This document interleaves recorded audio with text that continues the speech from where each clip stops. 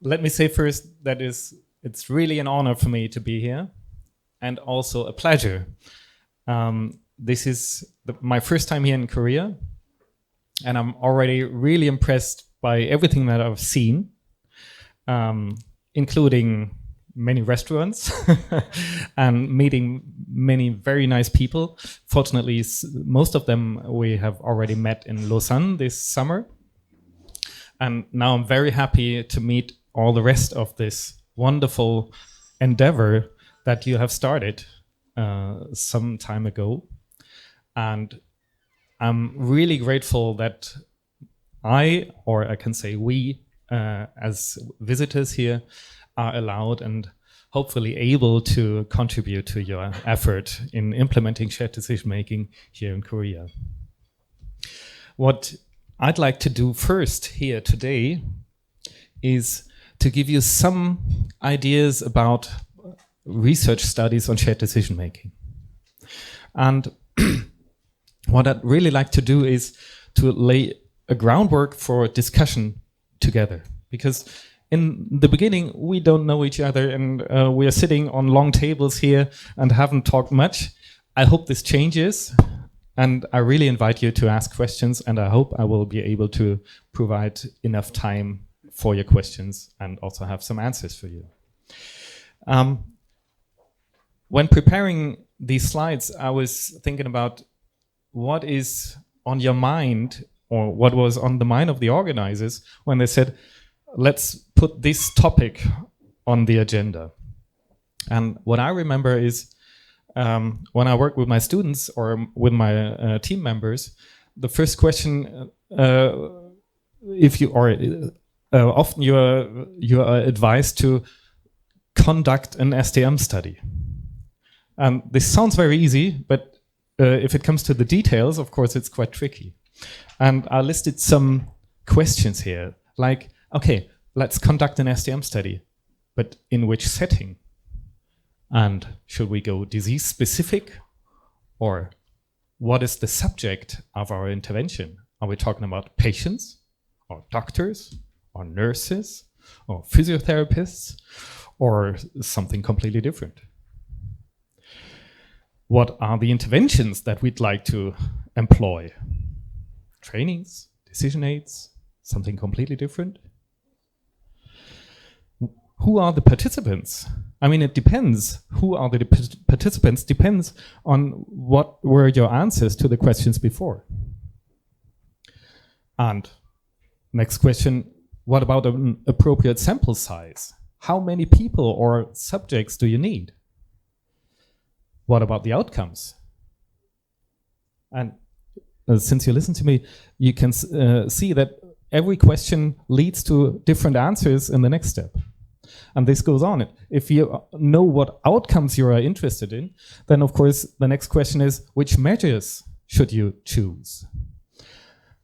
And what about a control group? Is it necessary? Is it even possible? And if you have a control group, are you able to blind the concealment or conceal the allocation to the groups, so that the participants know if they are in the intervention group or in the control group? Is this possible? And is this allowed from an ethical standpoint? And is it appropriate to have a control group at all? Or should you make sure that everybody gets in touch with your wonderful new intervention? So you better not have a control group at all. And where do you get the money from? And should you have patients on your board when planning studies? And maybe also politicians? And maybe also payers, like members from health insurance companies? So many, many questions, and I'm sure I won't have the answer to every question for every research subject that you are interested in. But I'd like to give you some advice, some ideas, some guidance how to approach these questions depending on your particular research question, research field. And I'd like to give you some operationalizations, how you can do this, some examples, of course, only. And I'll show you some links where you find more resources so that you can work further after this workshop. And as I said, I hope I will have time for questions from your side. When you approach these questions, I guess the most important overarching question is always, what is your aim?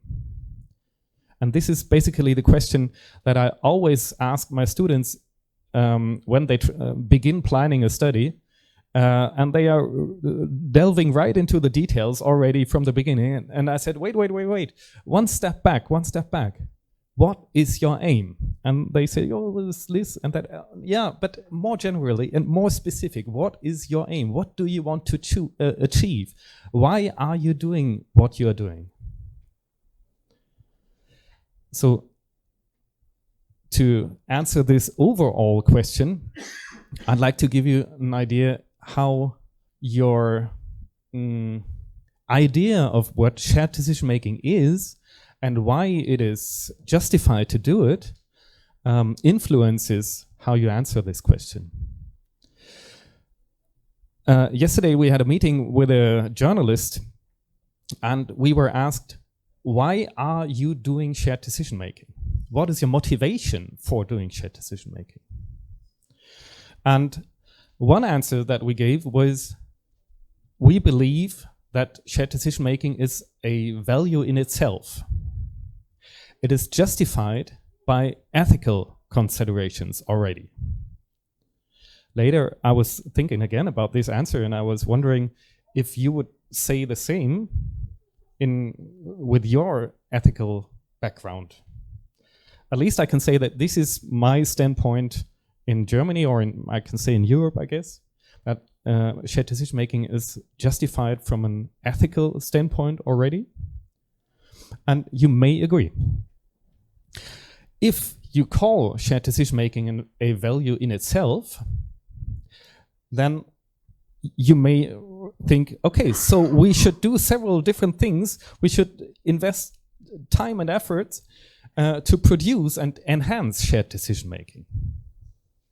Like, for example, train doctors or develop decision aids or train nurses or whatever. If you do this, and if this is your understanding of shared decision making, then you may call these the interventions, and then shared decision making is the outcome of your intervention. So far, so simple. But you may also have another idea of shared decision making, of your aim when introducing shared decision making. I mean, you're planning to have a rollout of shared decision making in your entire country. So it's good to ask, why do you want to have this? From an ethical standpoint? From an ethical standpoint only? Or also motivated by other considerations, like, for example, are you convinced that shared decision making is a vehicle to improve healthcare? I am, by the way. But it depends if you see shared decision making also in this way, or if you say, well, I don't care about any influence on the quality or costs of care, because shared decision making is justified by itself, and I don't care about the consequences. But if you think of shared decision making as a vehicle or a measure to improve healthcare, then you may not talk about shared decision making as an outcome, but instead you may talk about shared decision making as the intervention to improve healthcare, which is then the outcome. But if you have shifted somehow the labels to the right, then you need to find a new word for your previously called interventions, and you may call them an implementation strategy or implementation elements combined to an overall implementation strategy.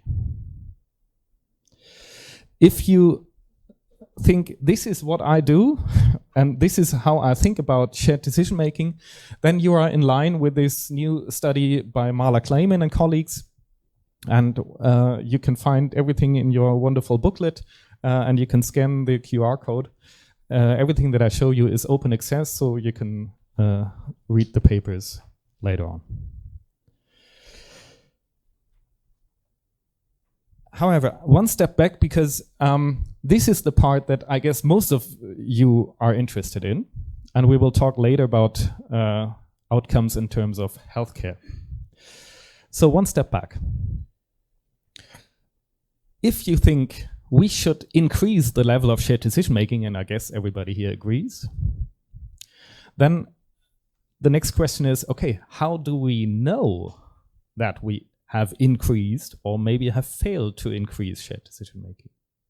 What are the outcomes to measure to find out if we were successful or not so successful? Well, a good next thing to do is to really think about what is shared decision making. How do I operationalize shared decision making?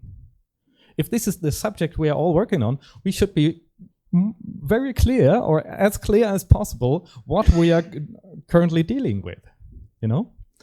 And another source of information in this regard is this wonderful review. And here are many models of shared decision making being discussed. And in this moment, I'm talking about a model as a theoretical construction. I learned that here in Korea, the word model is used in different ways. In this case, I'm talking about a theoretical concept of shared decision making. In our case, the work that we do, we have refer to the integrative model of shared decision making, published by McCool and Kleiman already several years ago. It was 2006 already. And this was our starting point for our definition of shared decision making. However, and this was already a review of the work that had been published back then. However, this is still not a practical model. This is still a theoretical concept, I would say. And this is not something that you can work with when you work with doctors or nurses or patients. So what we needed was a translation of this theoretical concept into a practicable model. And what we came up with was our 6-step model of shared decision making. And what you see here are 6 steps that you ideally go through when doing shared decision making in practice between doctor and patient, maybe including family members or other people, and maybe also including nurses and other medical professionals. So first you define that today a decision has to be made, and then you explain why it is important to get your patient engaged in this decision-making process. And this is because there are more than one options available, and it depends on the patient's preferences which of these options is the one option that fits best to the patient's preferences and needs and personal circumstances. So this is the starting point. We also call it the key message of shared decision making. The starting point, the very justification why shared decision making needs to happen. There's more than one option, and it depends on the patient's preferences which of these options fits best. And if this is the case, of course, you need to integrate the medical information on the one hand and these preferences, the personal preferences of the patient on the other hand, into the decision-making process. And these 2 chapters or 2 steps are on the same level here, because it's typically a back and forth between the two of them. And it doesn't really matter if you start with this and then switch over to the personal preferences, or you do it the other way around. This is why we have aligned them here on the same level. But if you have discussed the medical reasons or the medical pros and cons and the personal pros and cons, then you may make a decision, or you may decide to defer the decision and then put this decision into practice. So if you are really do good work on this level, then the rest is easy. This is our 6-step model. And you can look at it. It's on page 10 in your booklet. When I will talk about it later, so you can read what's the typical thing to say for each step. This is our definition of shared decision making, and of course having a good and clear definition of shared decision making is a basis for choosing a measure for shared decision making. And in our case, if this is our definition of shared decision making, the theoretical definition and the practical definition, then it's quite easy. You need an instrument that captures exactly this. And fortunately, in our case, we have a measure that captures exactly these 6 steps, and this is MapInSDM. And I know that you have, some of you have, where are you here? That some of you have chosen MapInSDM to capture the level of shared decision making that is happening in a consultation. This is not the only instrument that you can use, but the connection between the theoretical side here and the measurement side and the practical implementation of shared decision making is the reason why we prefer MapInSDM as our outcome measure. So you have a link between theory, practice, and measurement. However, we have published a paper that we have termed 6 steps of STM, linking theory to practice, measurement, and implementation. And here comes the practical part that you are working on. How is this related to implementation? Well, coming back to this slide again, what we really do is, when we say we want to produce shared decision making, is we want to see these 6 steps happening in practice as good as possible, as often as possible, and most of them as often as possible. You will never be perfect, but it's the ideal that we want to come as close as possible to. Okay?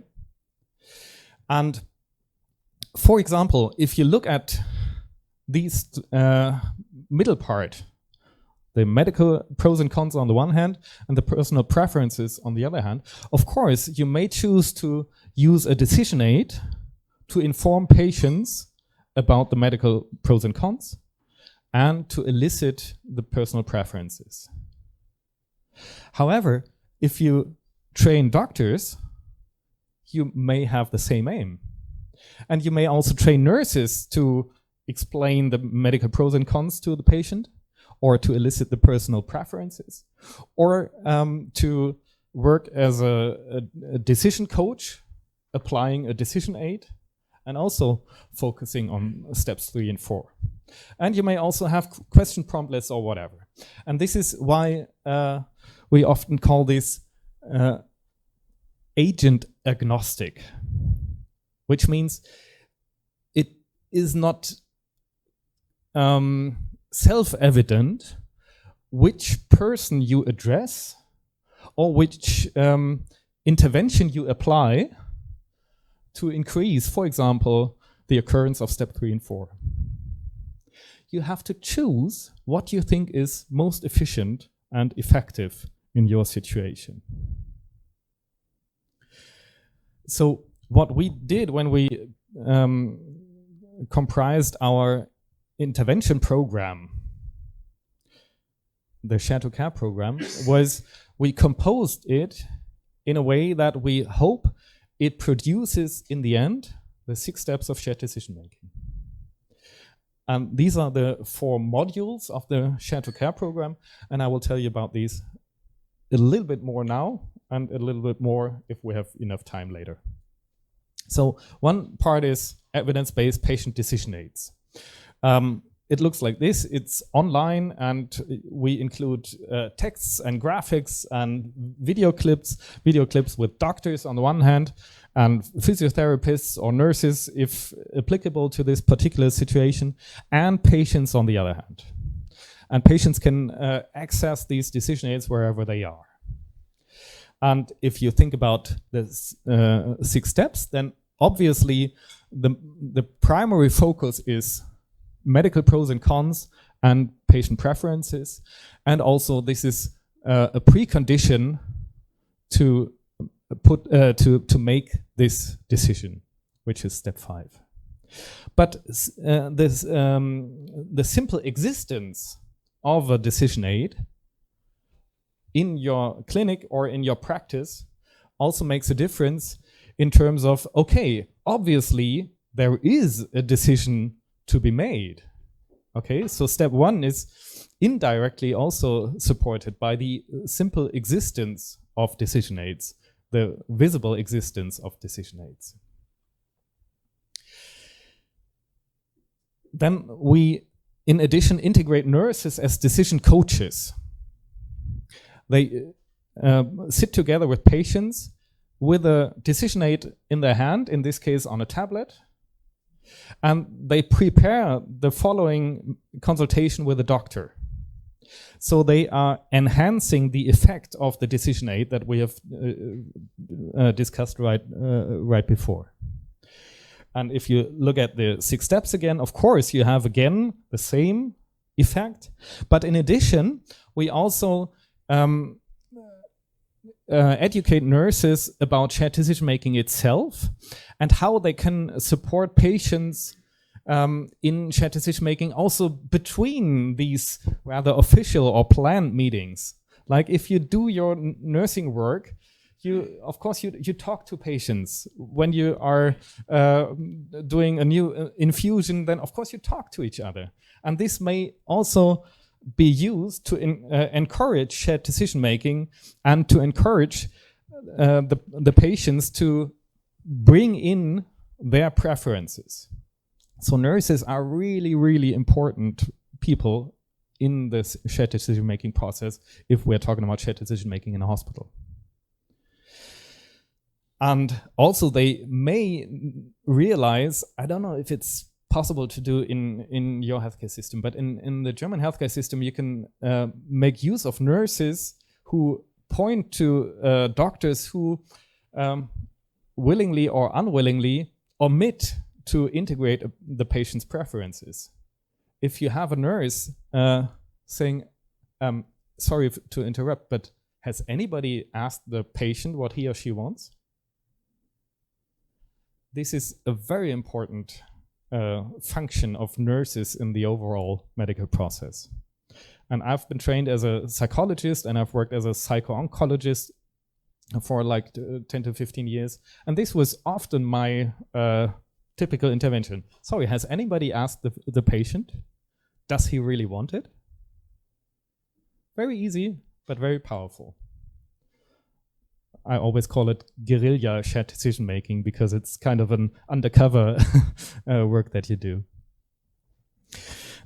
And when we train physicians, in our case, we do it by an online training first. It's a tutorial that you can work through online, and it takes 1 hour. And afterwards, our physicians record a video of their own consultation, typical normal consultation, nothing artificial, and they get feedback. And this feedback is based on a prior analysis of this consultation with MapIn-STM. And based on our MapIn-STM evaluation, we give personal feedback, like what is already wonderful. Here's our trainer, and she has, in this case, one doctor in front of her. What you're already doing wonderful. Here, let's watch minute number 225. What you are already doing wonderful is how you explain the options to the patient. Look at this. And you watch it together. what seems to be a bit tricky when we look at minute 4 is, oh, here I think the patient gets lost. So what has happened there? What can be done better? Okay, so this is how we delve into the consultation, and since it is the very consultation of this very doctor, it is immediately personal. It affects this doctor, and you have the power when training doctors, because you have a video recording, you know? Okay, and we systematically address all 6 steps in the training. So this covers every step. And then what we also do is activation of patients. And what we do is we have posters and video clips on websites and on screens in waiting room and everywhere else, and also here next to the ice cream parlor. And also what is integrated is the Ask 3 approach. I don't know if you are aware of this. We encourage patients to ask 3 questions, and the questions are: what are my options? What are the pros and cons of each option? And how likely are these pros and cons to occur in my case? And this is distributed via these roll-ups here, 1, 2, 3, or via flyers or whatever. Okay, and we also have them on screens in the bed and mostly everywhere. And this intervention covers mostly the first 4 steps. This, by the way, is a famous physician and comedian in Germany. You will not know him, and it's okay, but most German people know him. So this is our testimonial who is helping us to convince patients and to attract patients when they enter our hospital. So altogether, you can see that we try to cover all of these steps with different interventions or implementation strategies in the other term. And as you can see, more or less every step is addressed, but the first 4 steps are addressed more than steps 5 and 6. And this is because step 5 and 6 are very easy. You don't need as much support to make this happen. This is why we focus on steps 1 to 4. And if this works good, then the rest is easy. Okay? So what is left? We have touched many different parts of shared decision-making research already. I hope you haven't felt it in a bad way, but you have recognized it, that we have talked about many different aspects already. We have talked about your implementation strategy, where you may put different intervention strategies into practice. And we've talked about what is our definition of shared decision-making. We have talked about having, for example, the Share to Care program, and you will hear more about the SDM Host program from Denmark. And of course, there are many more ideas and many more modifications that you may decide to do. You don't need to copy the Share to Care program. Feel free to do whatever you like. But this is what we have talked about. And we have talked about measuring shared decision-making, for example, with MAP and SDM. What we in addition do is we apply the Perceived Involvement in Care scale. This is a patient questionnaire, and there are several reasons why we chose exactly this measure and not, for example, the shared decision-making questionnaire or several other questionnaires. And we also use Collaborate because it's so short that it doesn't hurt. But I can tell you right away that we prefer the PICS scale for several reasons. Okay, so we have shared decision-making, and then we have talked about the improvement of care, the desired improvement of care.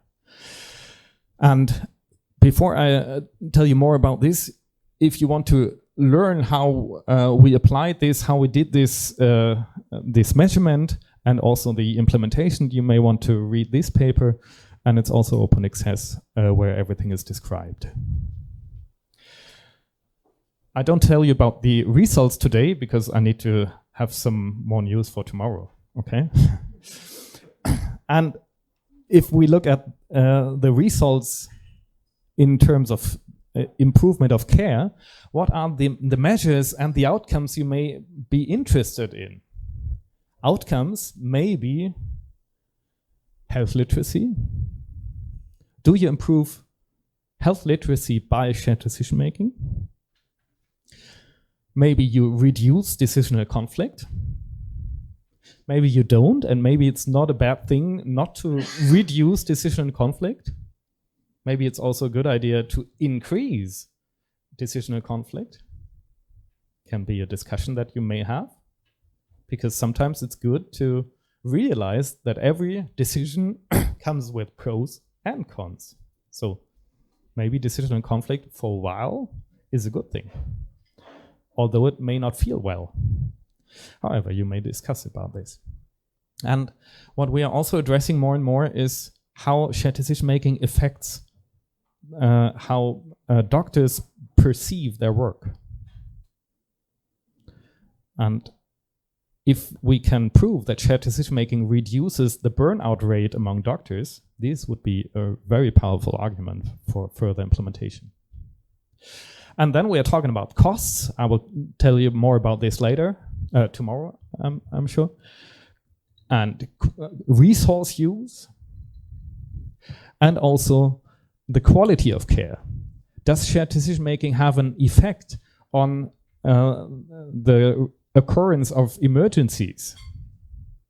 And does it have an effect of the occurrence of hospitalizations after having been discharged from the hospital? Okay, so these are some examples, and there are many more that you can discuss, but at least to give you an idea what can be measured as a consequence of the implementation of shared decision making. I will tell you more about these exact outcomes tomorrow. So, coming back to our starting point, I hope I have some time left. I don't know how we deal with the delay, but you will tell us how much time for discussion we have, so that you use the input that you just got, and we delve into an open discussion about all the questions that I've left out, and I hope that I can give you some more answers to this as well. Thank you for now.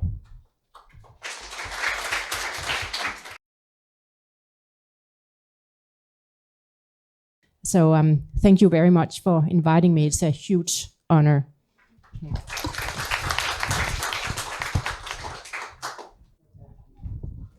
I'm just pressing the wrong button, so I'm sorry for that one. So what am I doing? So I'm heading a Center for Shared Decision Making in Denmark that was recently appointed a National Center for Shared Decision Making. And I was employed in November 2014, and I'm a medical oncologist by background. So I was taking care of patients in the clinic at half of my time, and then I was trying, like you are doing, to build a Center for Shared Decision Making the other half of my time. And we started with research, because I know clinicians, they are often driven by evidence. So if you need to convince somebody to change their behavior or the attitude, they say, well, that's super interesting, but please show me the evidence. Am I going to become a better doctor, or is this going to make an impact for my patients? So we started with research.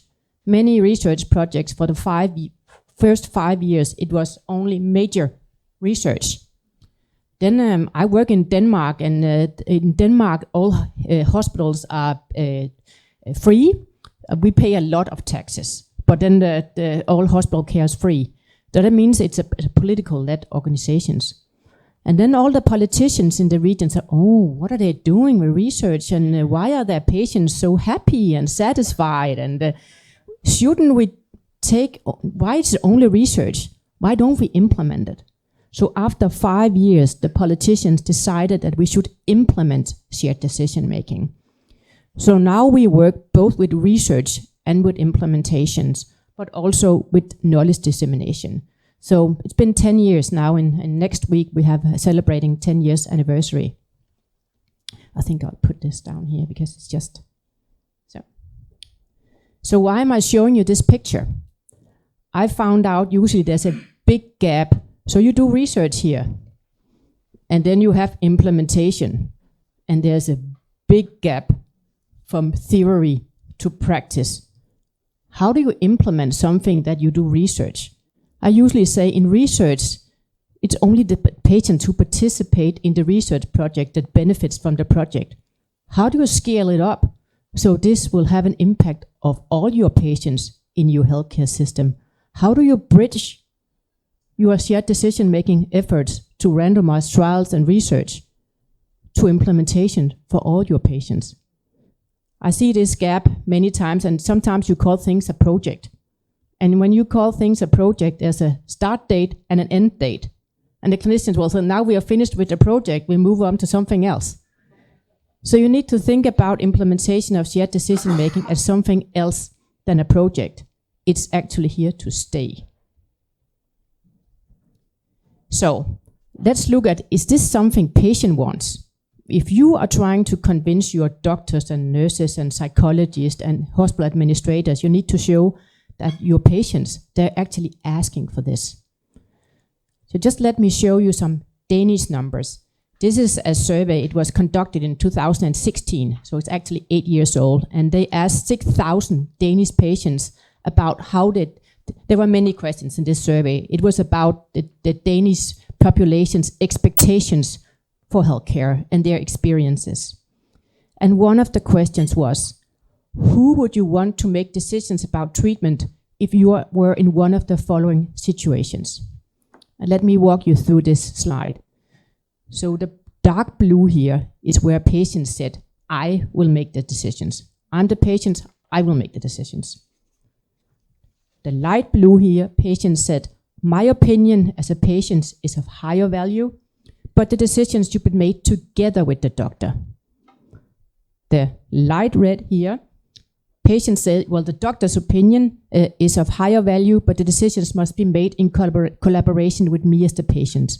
And then on the right side, it's where the patient said the doctor should make the decisions. So what do you see here? This one, top one, seems to be different from the other situations.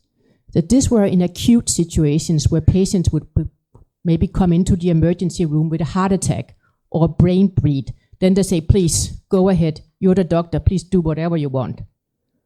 But in all the other situations, around maybe 90% of all patients say, I want to make decisions together with the healthcare staff.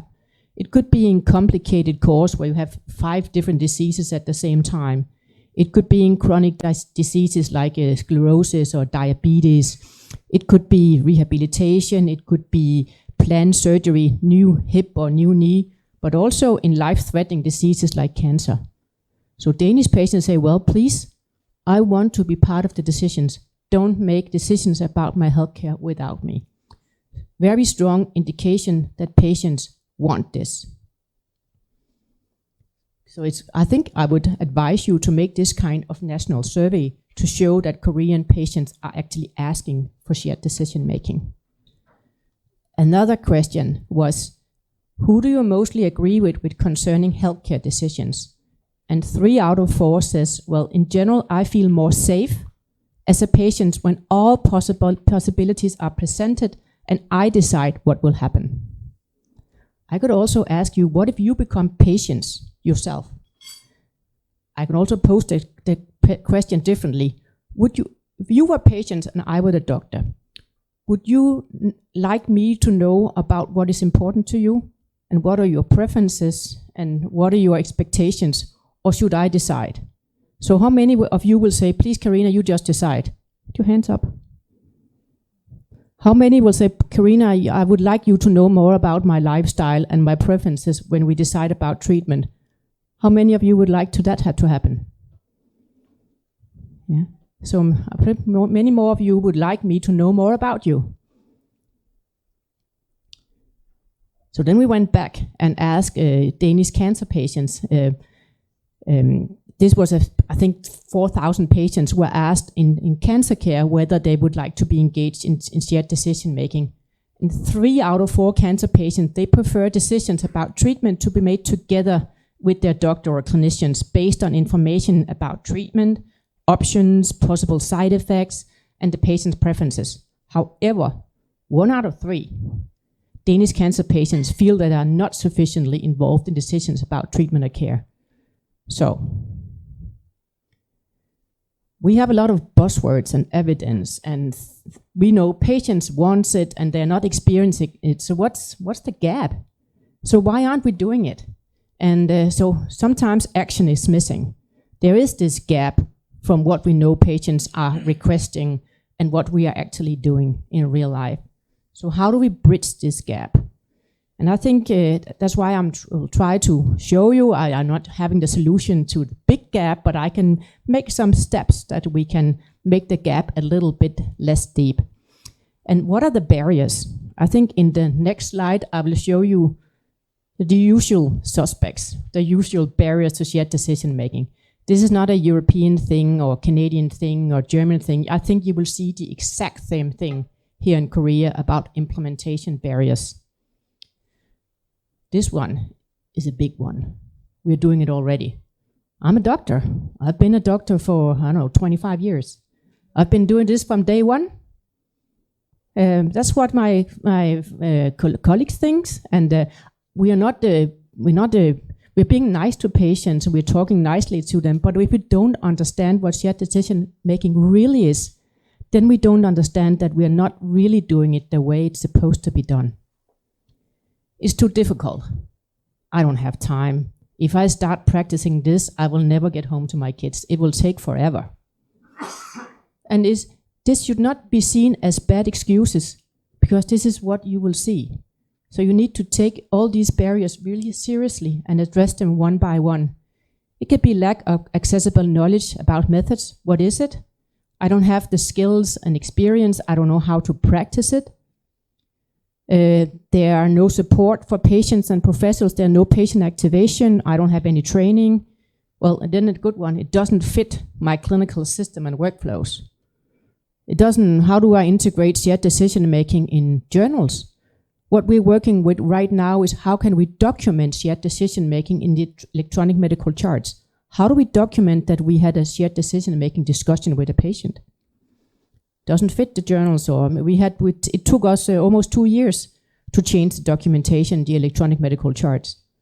And there's a lot of strategy for implementation, and now I'm looking at you because it's really important that we can see that we are going here, why we are going here, and what's the impact.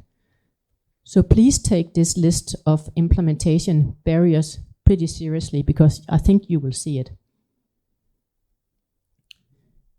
So now I would like you to introduce you. I hope this video works, otherwise I'll need some help to have it work. This is a colleague of mine, Troels. He's also a medical oncologist. He used to work at my hospital when we started implement shared decision making, and he was like this. He thought, well, I'm doing it already, and my patients are too fragile, and I'm just interrupting his workflows, and he saw all the barriers. He was not a fan. Not a fan. Then we engaged him in research and implement in shared decision making. I had him co-develop a patient decision aid, and now he says, I'm a believer. Something happened to his mindset. So we recorded a video with him telling to you what does it mean to him as a doctor to practice shared decision making. And now he works at another hospital. In Denmark, there are 5 regions. I work in the southern region. Now Troels, he work in the mid region, the central region, where they have not implemented shared decision making. So he's trying to take it there and implement it. Let's see what he says. Uh-oh. Yeah, there should be sound.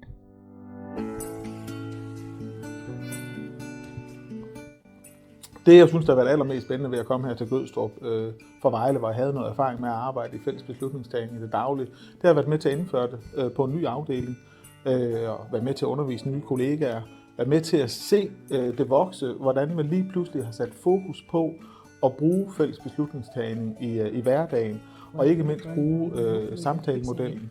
Altså det der med at øve sig i, og patienterne har et valg, at de skal blive bevidste om, at de har et valg.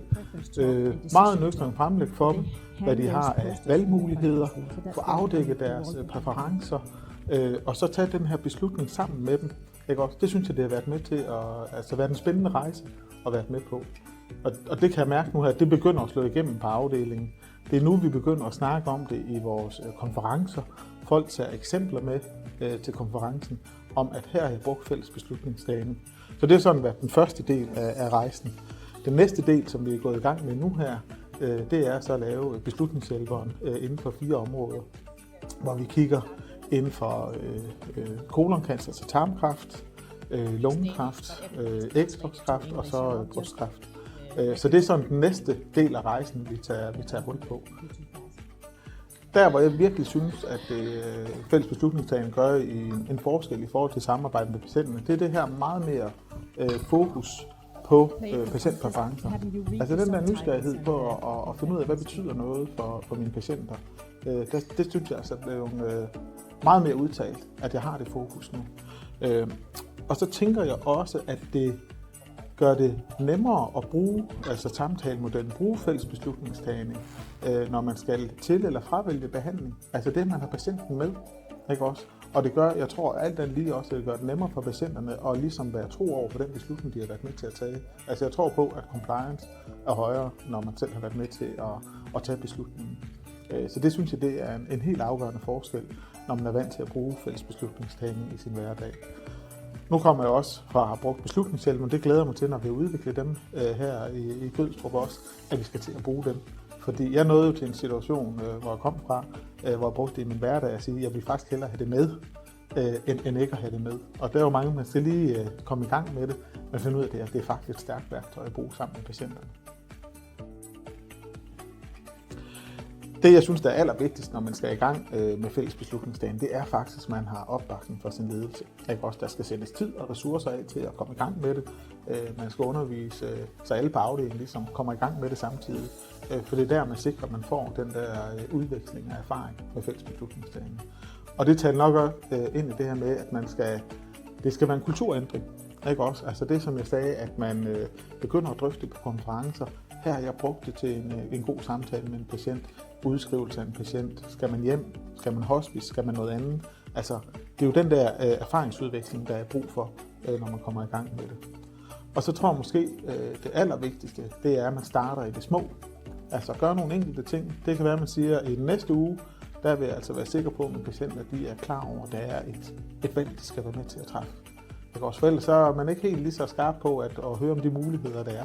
Ikke også? Så det er blevet for eksempel bevidst om, at der er en valgsituation, ikke også? Og så kan det være ugen efter, man siger, at nu vil jeg have fokus på, at nu er det de forskellige valgmuligheder, jeg vil være sikker på at få informeret om på en god og nøgtern måde, ikke også? Og endelig i sidste ende, når man så kommer i gang med at bruge en beslutningshjælper. Men det er så vigtigt, at det er mindsetet, der er det allervigtigste. Det er, at man gerne vil bruge fælles beslutningsdagen. Det er samtalemodellen, som man kan bruge stort set altid. Og så har man nogle specielle situationer, hvor vi bruger en beslutningshjælper, hvor det giver god mening at udvikle det.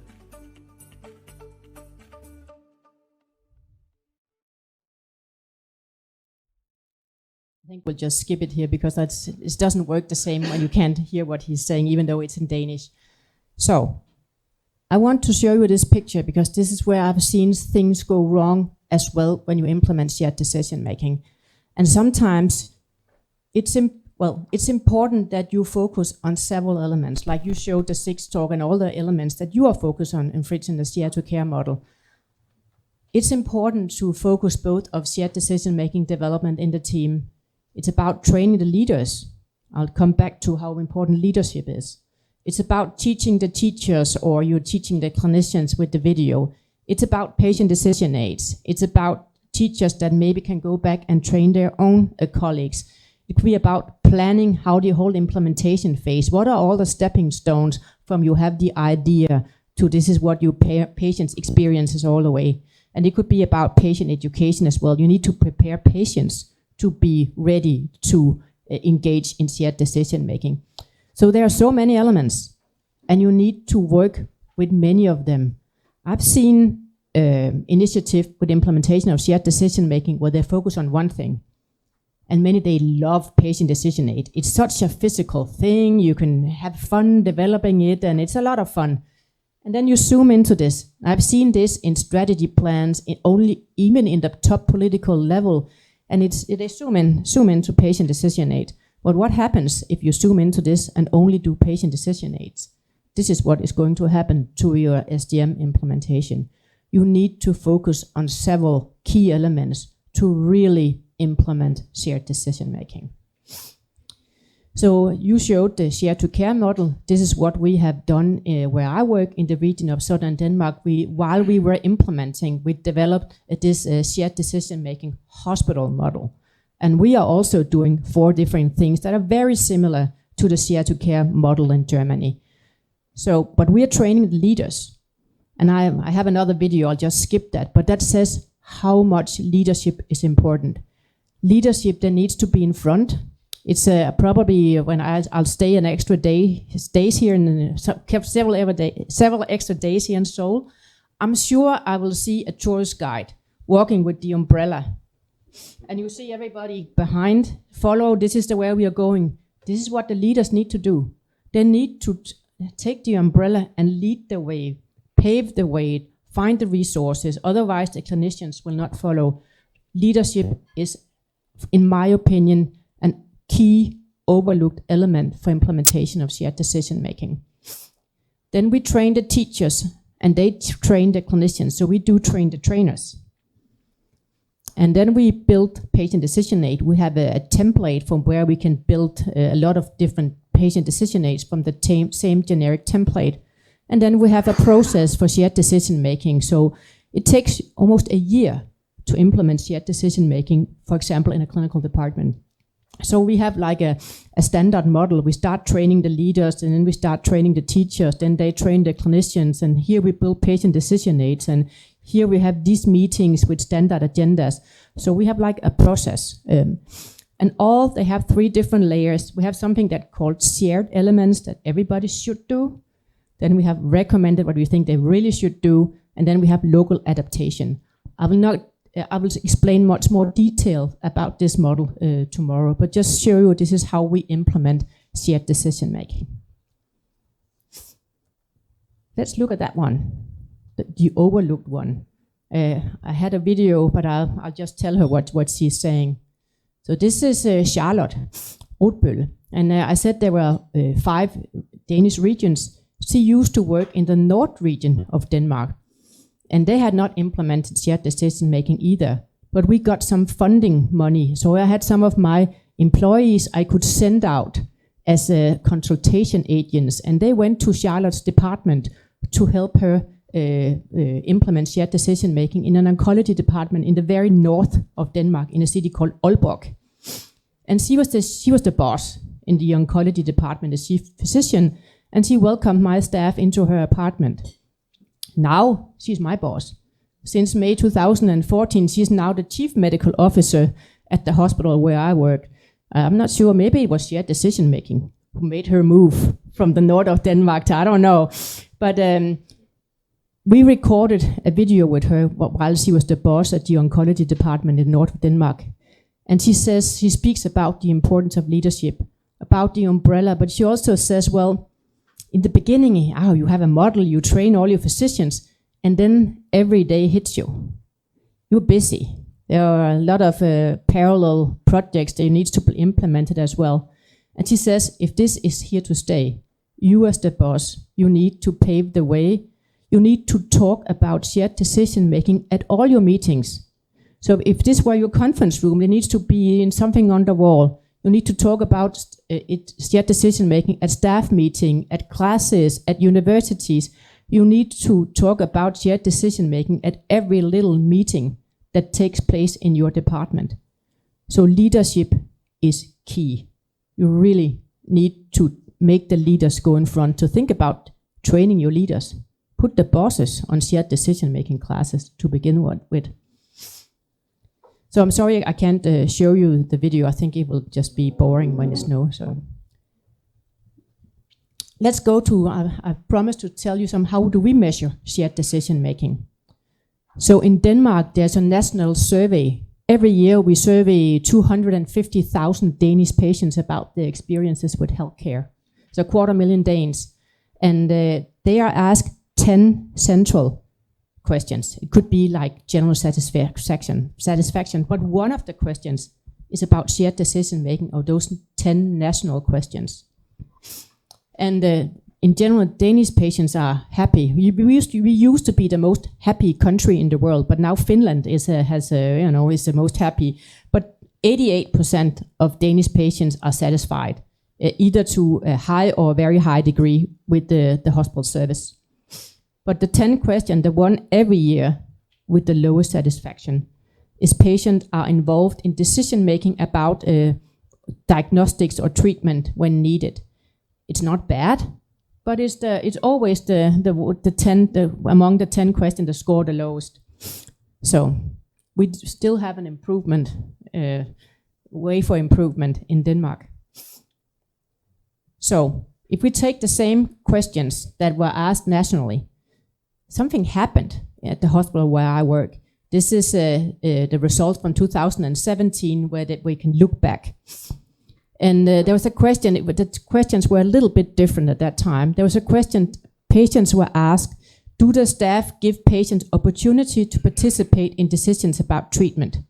And on a scale from 0 to 5, in 2015 they scored 4 on average, and then the next year they scored 4.34. And then there's another question, does the staff give relatives opportunity to participate in decisions about treatment? In 15, they scored 4.10, and then in 2016, they scored 4.44. And the national average that those years, both in 15 and 16, were around 4.0.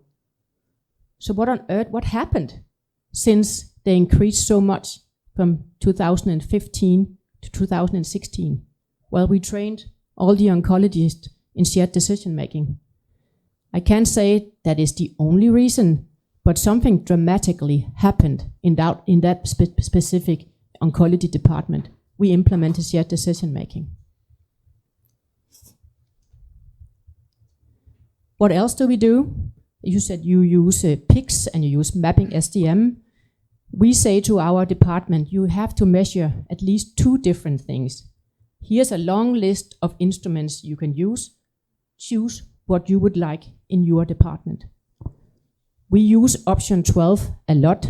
I think it's one of the most valid instruments that you can do to measure shared decision making. But please be aware it also costs a lot of resources. This is an observer instrument. So if I was talking to Fritz and he was my patient, I needed Anik to sit on the side and observe what we were talking about. So it needs an extra person in the room, and it requires a lot of resources. But it's one of the most valid instruments, and it doesn't have any ceiling effects. Many of the other measurement instruments, patients are very satisfied, so they always, score 4 or 5 on a scale to 5. So it's hard to measure any improvement when there's ceiling effects. So option 12 is much better to measure improvement, but it's resourceful. So one of the studies we did, we used option 12 to measure did something change. And then we developed some patient decision aids, one for patients that were coming into the hospital with suspicion of lung cancer. They just had little thing on one lung. Probably it was not cancer. The risk of it was cancer was maybe 1 or 2%. And then they have to decide whether they would have a biopsy or go for PET-CT or have a bronchoscopy, and whether they would want some diagnostics. And it was also for breast cancer patients that needed to decide about the breast cancer treatment. And then we measured business as usual. We didn't do anything. Baseline, just observe. And then we trained the doctors and we make them use patient decision aids. And then we observed with option 12 again. And this is what happened. This is before. On the option scores up to 48, and they scored like 11. On a scale to 0 to 48, they scored 11. They were doing a lousy job with shared decision making. And then afterwards, they scored almost 25. So the improvement was probably you even in the back can see they improved a lot in shared decision making with a p-value of 0.0001. So it really made a difference. What about real life? Now this is not research. This is what happened at the hospital. So here we went in to see what happens in neurology, the neurology outpatient clinic.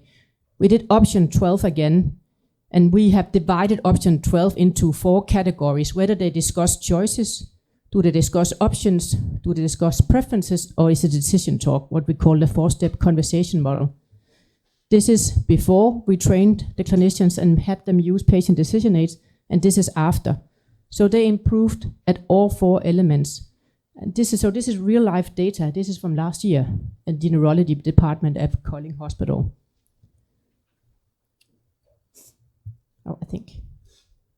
So I think this was just a glimpse of what I'm trying to show you that we are doing both in research and implementation. So thank you. I'm looking forward.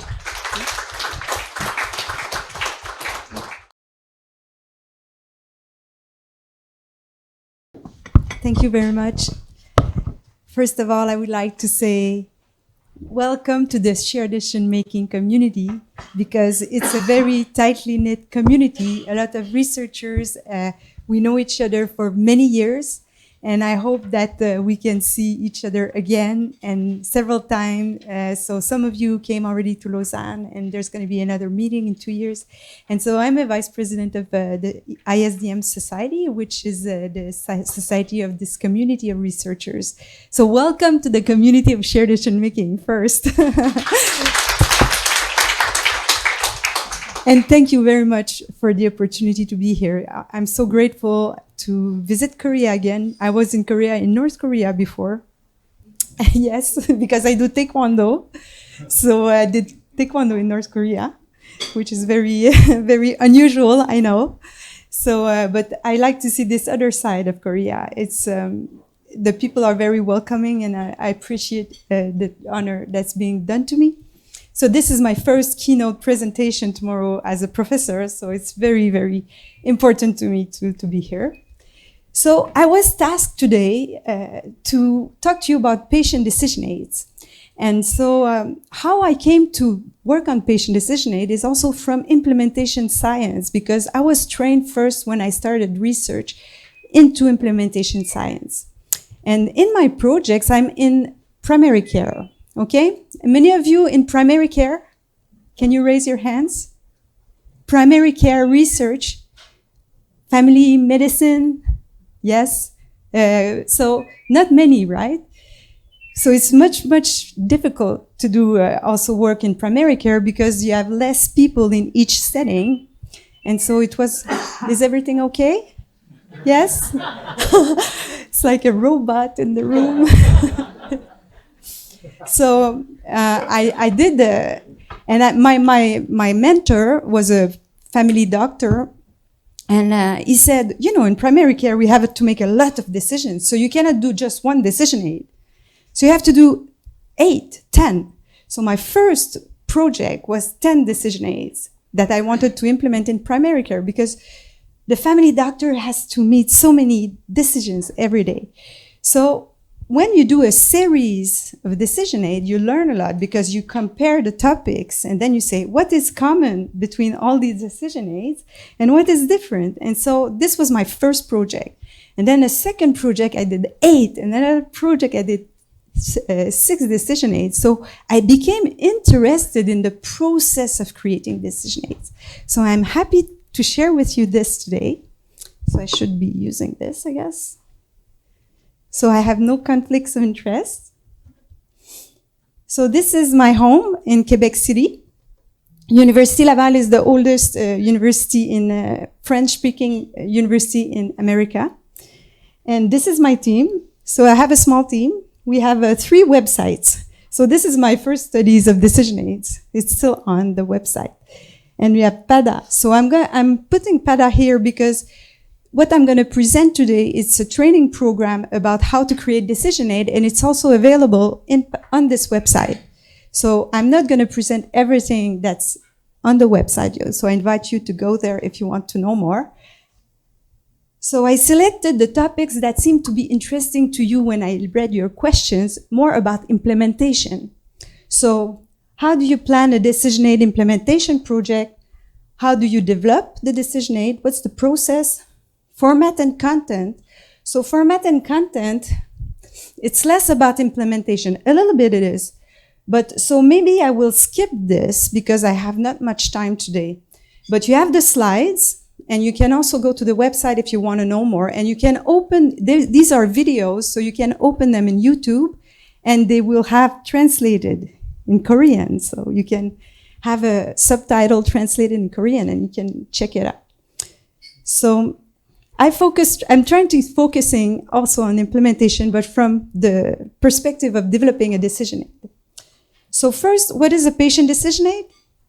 You already probably know this, so I'm going to go through very rapidly. So decision aid is typically, I think, the working part of the decision aid is the place where you have all the options with the pros and the cons of the option.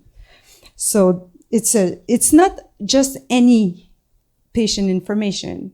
So it's really important that it presents several options, not just one, and that for each option that you have benefits and harms. So the decision aids are useful for clinicians because they allow them to have the information, the evidence at their fingertips.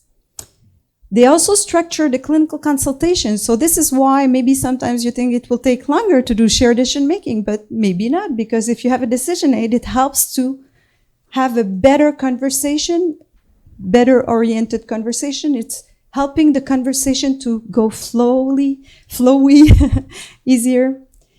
And they like it because they can distribute them to their patients, so the patient can be more reassured. They know they can have more information later and to read with their family.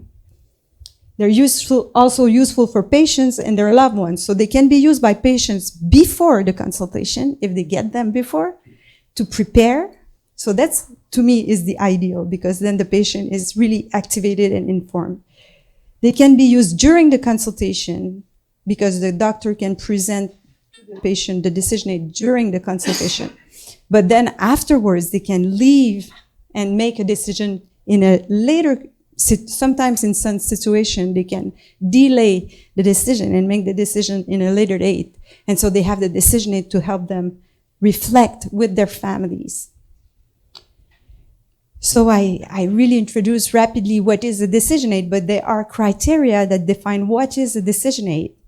The criteria were developed by a group that's called IPDAS. That's a small little, I think you like acronyms in Korea also, right? So this is an acronym that we use a lot, IPDAS. So the International Patient Decision Aid Standard Collaboration. So you have researchers that came together from all the world. It was founded in 2003, and its aim is to define specifications for tools. So it ensures the consistent tool quality and minimize the chance of the tool biasing the patient decision, because what you don't want is the tool that would suggest to the patient that it should do one decision over the other. You want the tool to leave the choice to the patient. So the history of the IPDAS standards.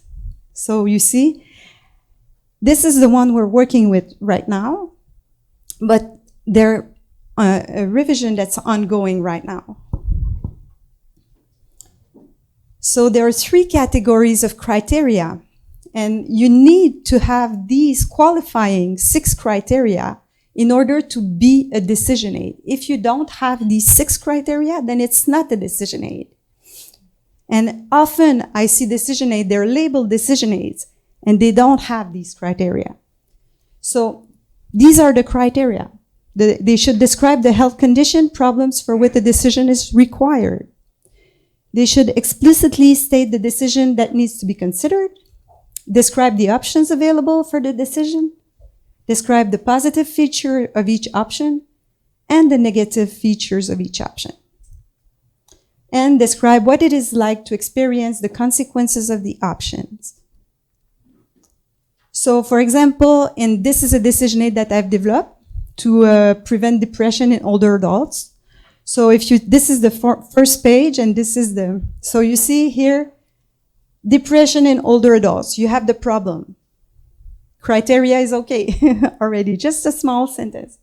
Choosing an options to improve moods. So what's the purpose of the decision? What outcome is so this is one of the criteria as well. Which one is it? So I don't have my notes. So what's the problem and what is the decision? So the decision is choosing an option to improve mood. As simple as that. And then you have also all the options, a list of options. So later in the decision aid, you see the benefits and harms of each. So just wanted to show you how you can say that this is meeting some of the criteria. So it's very important to me. This topic is really something that I'm passionate about. How can you develop decision aids? So this is something I would like to talk to you about because I really like this topic. So you see, this is the process. It's very small, I know. So what I'm going to talk to you about today, I'm going to talk to you, how do you create a team? How do you plan implementation and the development process at the beginning? Before starting, you have to plan. How you fill content inside the tool. So I'm not going to talk too much about this. And I'm going to talk more about user testing. So once you have a first prototype, you need to involve users to ask them their feedback so you make sure that your tool is aligned with their needs. And how do you implement it? So the team creation. So I defined three different part of the team. So the first, internal team, the main team. You have a project coordinator, scientific reviewers, sometimes they have an epidemiology background, and a statistician. Sometimes you can have 2 persons that do all these tasks, but sometimes you can have 5 people. The advisory committee, patient experts, clinician experts, healthcare managers. So these may not be necessarily patients at the moment, but they have experience and they want to help you in your project. These people know that it is a research project or a project to develop decision aids, and they're held to help. They're part of the team. They're not the patients themselves that are going to use them. They're people that are helping you develop them. And then you may have specialists, information specialists to help design the search strategy, graphic designer, translator, health literacy expert. So I work with this health literacy expert.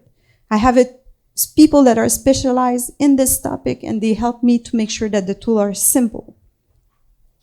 So you see, these are the different roles, and this is how they're involved that I show in the color.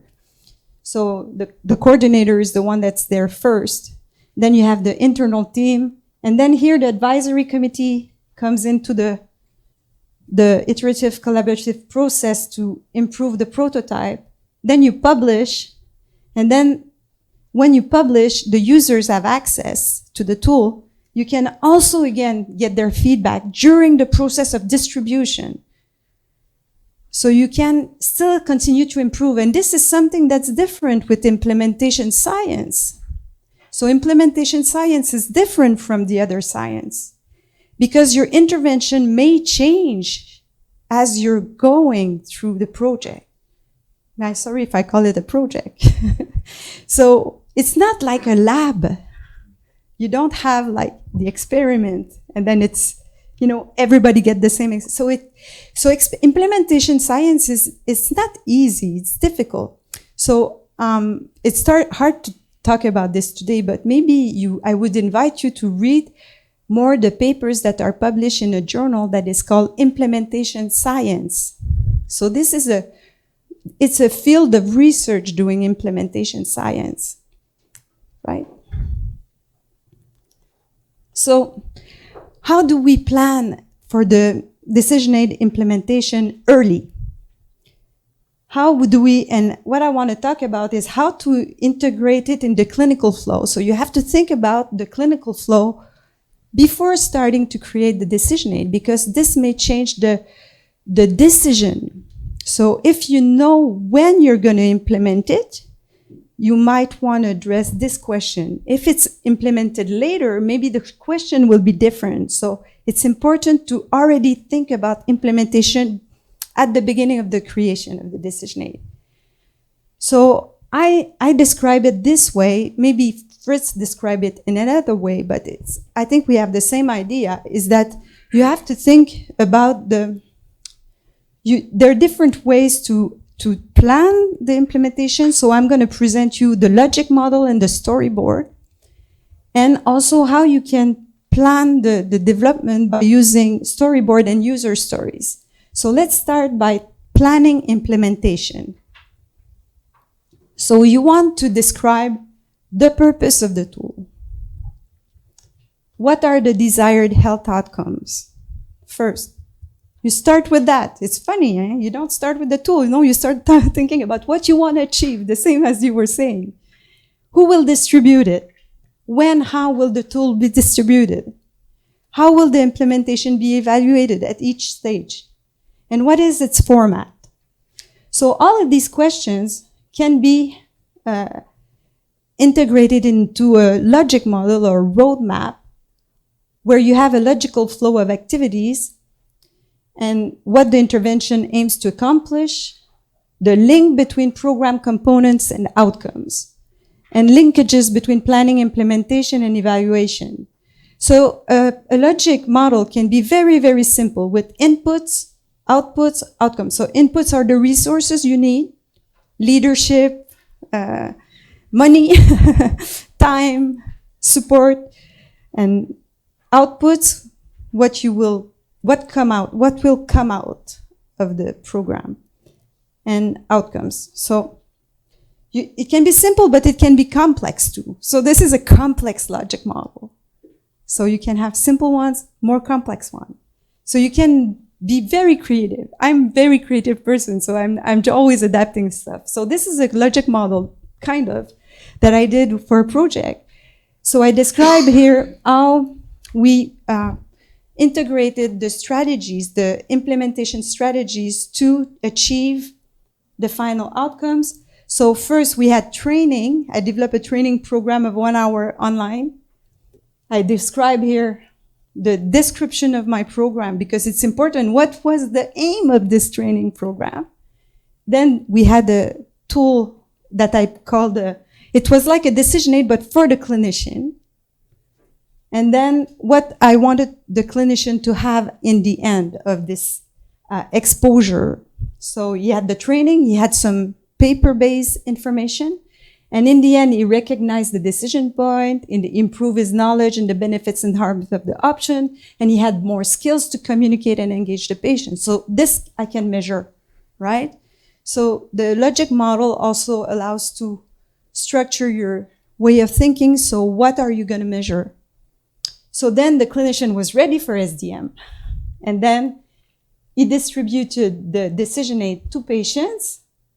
So, and then in the end, the patient and caregiver would have these outcomes. So just an example of a logic model, it helps planning. Another team in Mayo Clinic, they use storyboard. So they have a story like this to help them make it more practical. How is the tool going to be distributed? What are these people going to talk about? So you can read it. I hope it's inspiring to you. So this is a very good team. They do a lot of good work, a lot of good science, implementation science, but even really good also RCT and very good studies. So then once you have your plan, you also have to plan your tool. So how can you plan the prototyping? So they also call it a storyboard, and I'm sorry that they called it the storyboard for the first part of my implementation plan, but also we can call it a storyboard to illustrate the visual presentation of your tool, the first steps in presenting the concepts. So you have the images and text that are displayed and links between. So I'm going to show you because this is not very useful. So there's the storyboard and there's user stories. So user stories are the things that the graphic designer use when they design something. So I'm going to show you. So this is kind of a storyboard. This is a storyboard I use for my own decision aids. So I say, okay, in my decision aid, I will have first an introduction, then I'll have a list of options. I will have a list of each the options.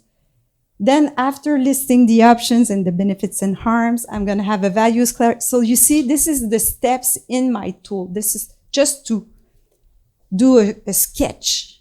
And the storyboard can have you can show more details in some parts like this. And using this, it allows you to work as a team because you can present this draft to other people and everybody can discuss, and so you can collaborate because you have such a schematic representation of the content of your tool. User stories are a bit different. So this kind of things are used when you develop a website. The website designer, they ask you, who's the user of the website? And what do they want to do? So you have to express what the user wants. And so this helps in the design. So a user story. As a clinician, I want to review the decision aid as continuing professional development, have access to the evaluation of the evidence, and improve my critical reading skills by using the description of the studies cited in the tool. So these are my tools. So my tools are not only done for the patients. I do them also because I'm interested in medical education. So I think it's also useful for clinical training. As a clinician, I want to review the decision support tool with my patients to identify their preferences for the different health options available. So this is the kind of user stories. As a patient, I want to know the full range of pros and cons of health options, clarify.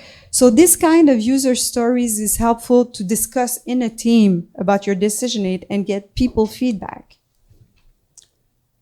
So the decision aid formats, you can have printable, videos, internet, so interactive. I just have a list here of the different benefits and disadvantages of these different formats. The video are very good for people with low level of literacy, right?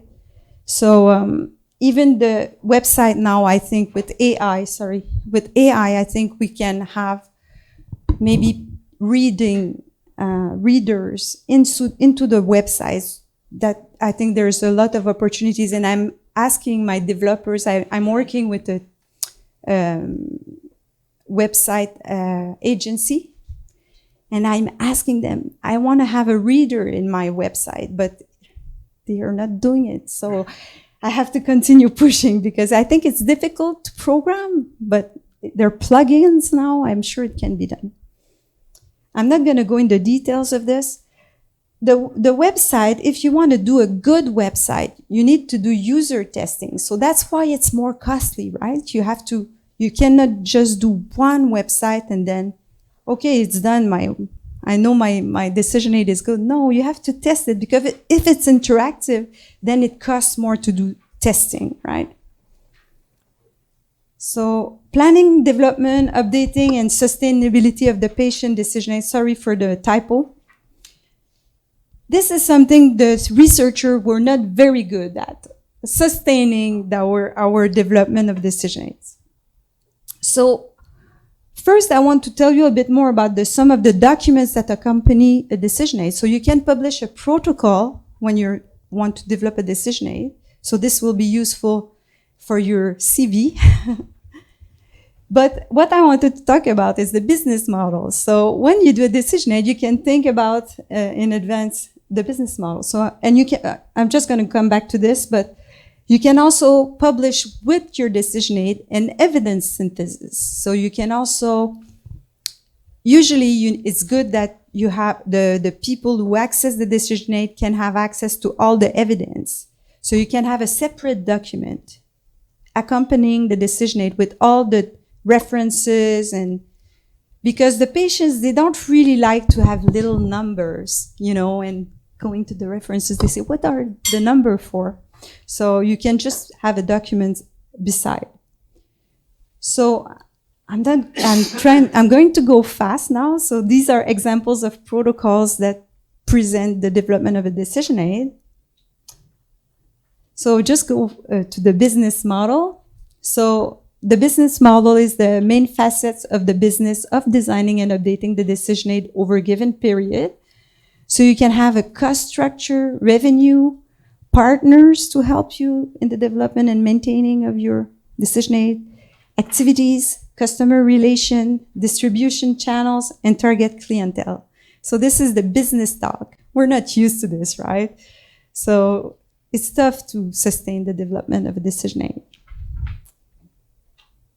So this is what I wanted to talk to you about mostly today. So the user-centered design process.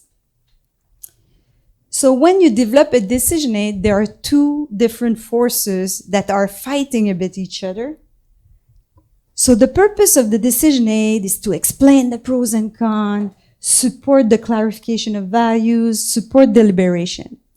If you want to do everything perfectly, sometimes it goes against user experience. So maybe sometimes you have to do compromise. So when you test your tool, you see some things are too heavy. Maybe sometimes you have to make them light. And, you know, and sometimes you may need to do compromise, but the science behind what is important in the decision aid, it's always evolving. So you can bring it to the table and say, maybe we shouldn't do this, and maybe we should. So it's not a perfect science where everything is fixed. You can contribute and improve the science of doing the decision aids. So user experience are people's perception of your tool. The perception, attitudes, emotions, capabilities, limitations. And to maximize it, we must meet the needs easily and in a simple and elegant way. So these are the facets of the user's experience that I use in my studies. So when I do a study, I will try to see if my tool helps meet each of these facets of user experience. Value is a bit, in the end, do they want to use it? So if all of this is met, usually in the end it will be valuable. So I will give, if you're interested in knowing the science behind all of this, you will have my email address, and I can send you the references also in the end of the. Just email me and I'll send you all the references. So key elements of users' experience of decision aids are simplifying the decision aid, using design methods that are user-centered, and you can use patient-oriented research strategies as well, and improving navigation. So I have some tips for printable and web-based decision aids to improve the navigation. And using a validated template. Like Karina is using a template in her study, so all the decision aids are using the same template, so it's easier to develop a decision aid when you have a template. It's already validated. So the user-centered design is very important. So it's an iterative process of evaluating users' experience in the real-world context of use. So when you first start your prototype, you may base your tool on the Ottawa Decision Support Framework, IPDAS, Expert. You don't have to, but you may. So suppose you start your tool and you want to use a framework. So you develop a prototype, but then you will ask user their feedback and submit it and change it and develop changes until you have a final version that is meeting user experience, having a good user experience. So user experience is part of the IPDAS criteria. It's one of the requirements. So this is the model that is going with the IPDAS criteria. So assessing, understanding user, developing, assessing. And you do this as many times as needed for the decision aid to be acceptable. So there are various ways of evaluating users' experience. You can use think aloud protocols. So do you know about think aloud protocols? Raise your hand if you know about think aloud protocols. Okay, that's good. So I'm glad that I asked, because I would not know if you know about this.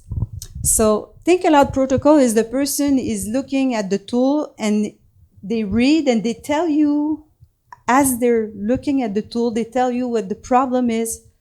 So they think aloud as they're using the tool. So of course, if they're reading, it's a bit more complex, but usually this kind of protocol is used with website. So the person is going on a website, clicking, oh, I don't find this. Why is this there? Oh, I didn't. So you see the person, the user, as they're using the tool, they express out loud their thoughts. So this is a good protocol.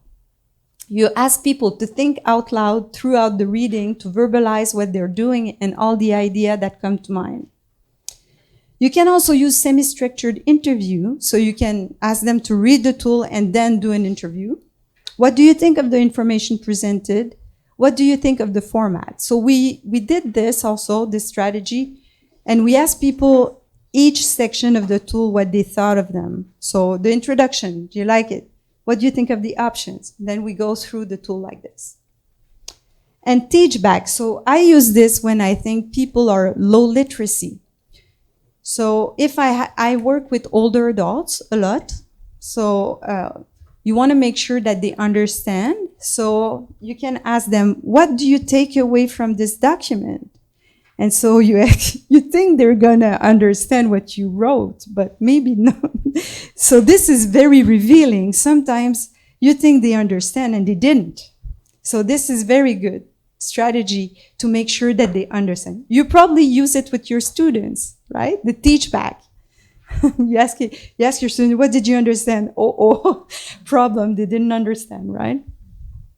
Questionnaire, you can also use questionnaires when you have a large group or you don't have a lot of resources, because qualitative work takes a lot of resources, but they're not as efficient. So I tested both. It's really not as good to get feedback about a tool. The strategy for patient-oriented research is an approach in which the people targeted by a research project take part in the research project. I don't know if you use this strategy a lot in Korea.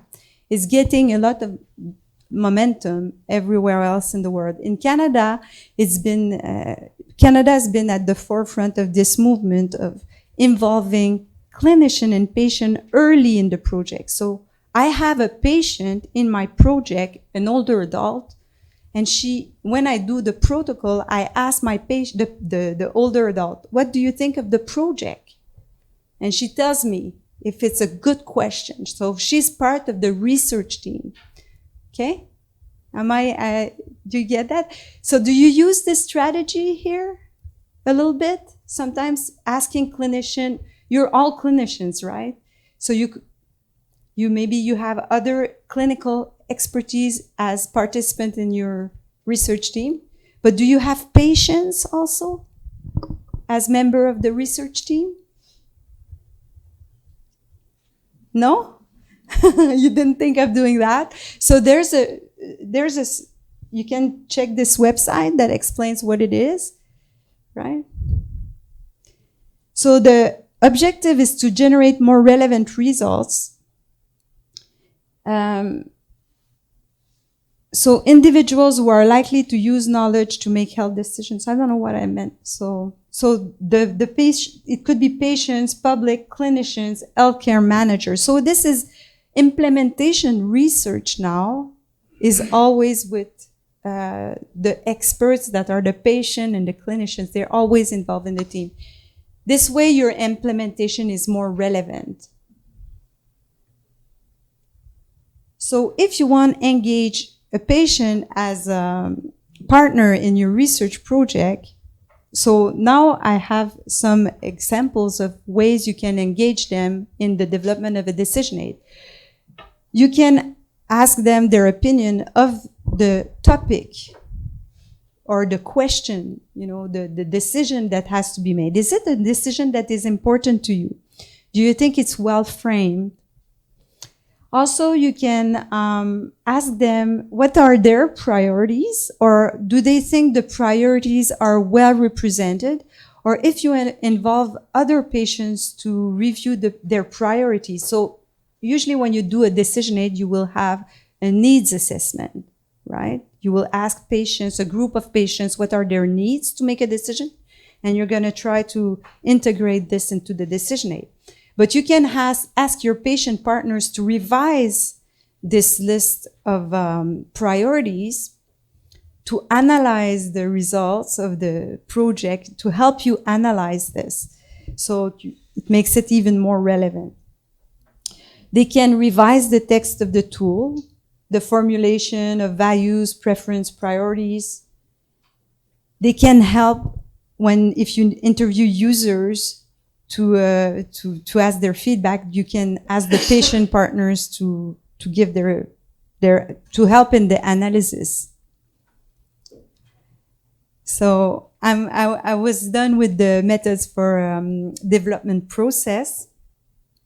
So this is the part I was thinking that I should skip because I don't have much time today. But I would just want to say that when I started doing decision aids, I found it was difficult to find good papers about how to do this. And so I'm really interested in graphic design. And so I looked at it from the perspective of graphical design. So I hope maybe you will like to read about this. So I'm just going to go quicker. I'm going to use this.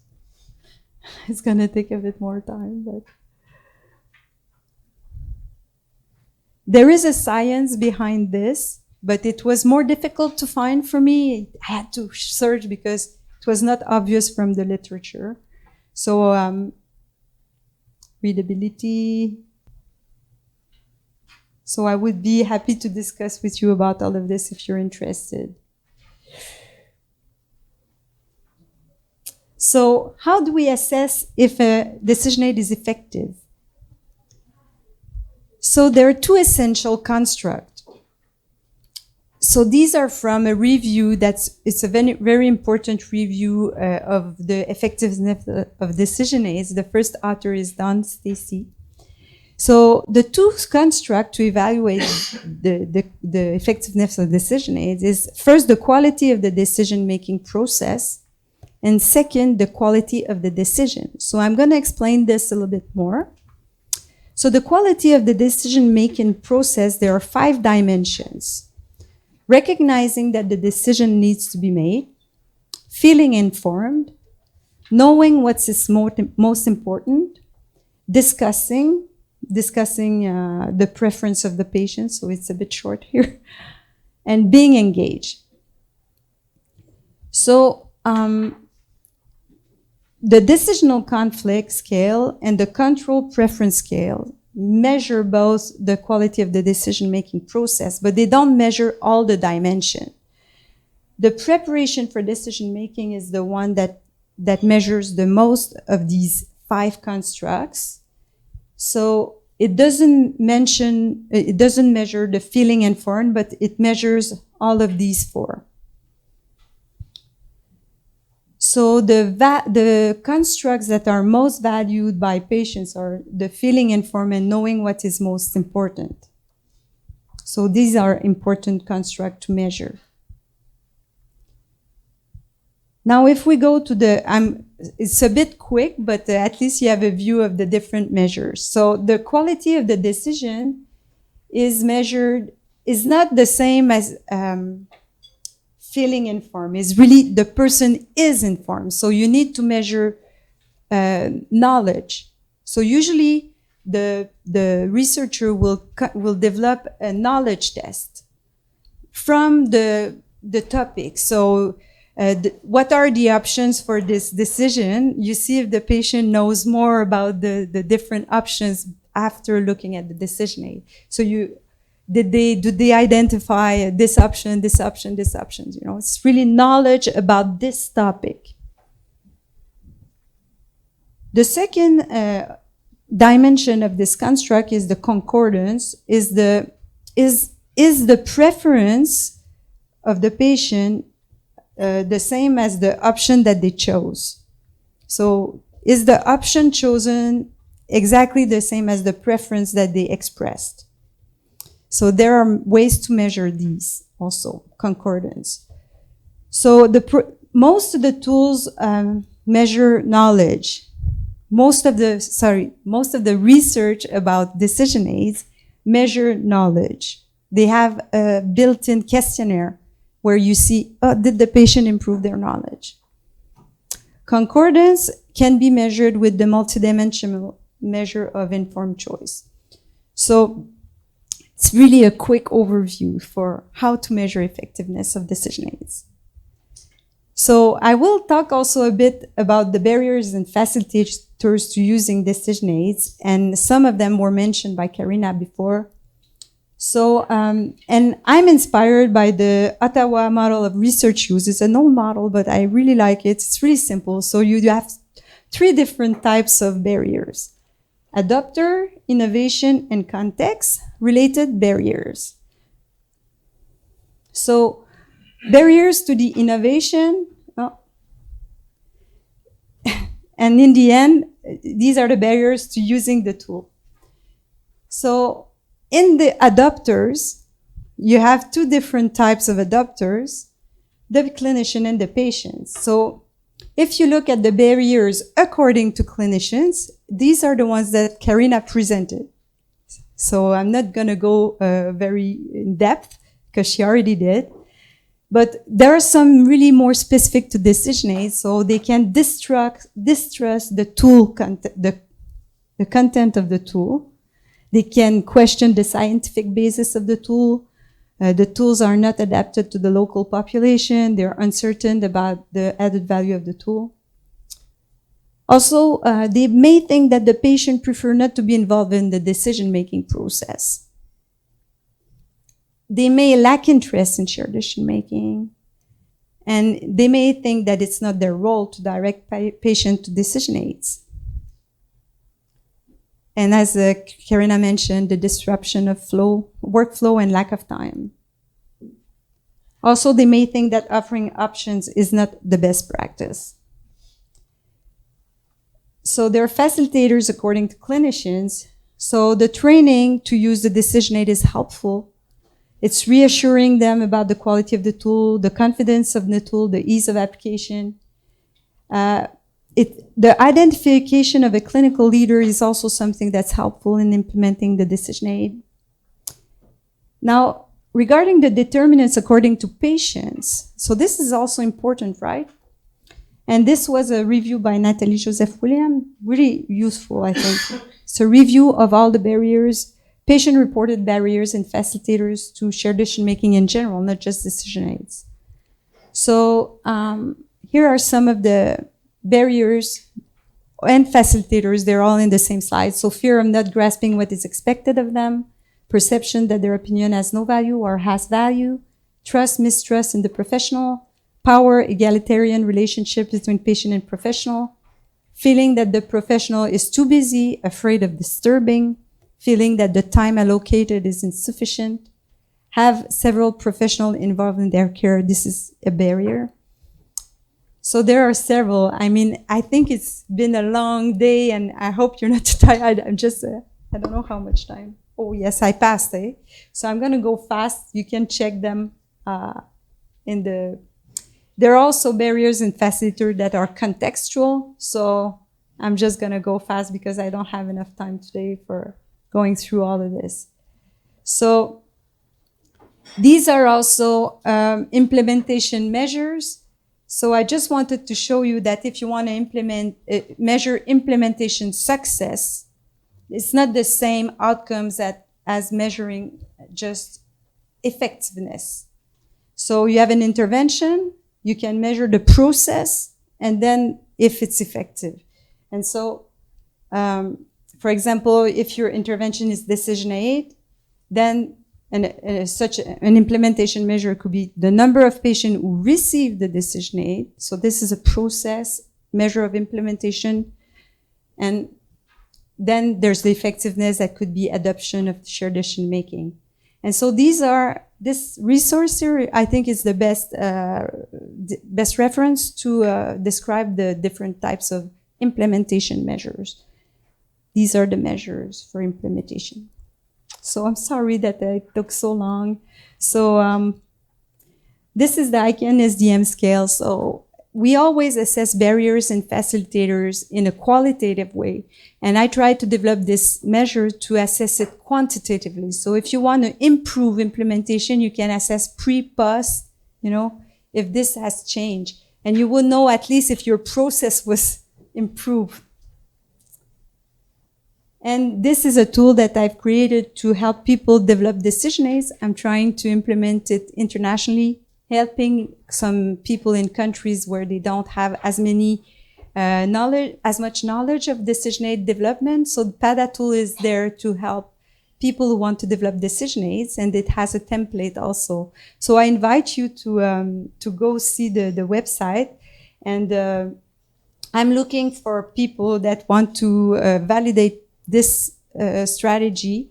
So especially people who have already Cochrane reviews. I don't know if some of you are developing Cochrane reviews. So I'm looking for Cochrane review authors to develop decision aid from a Cochrane review. So thank you very much. So I have listed here a place where you can find references. I'm sorry for the time.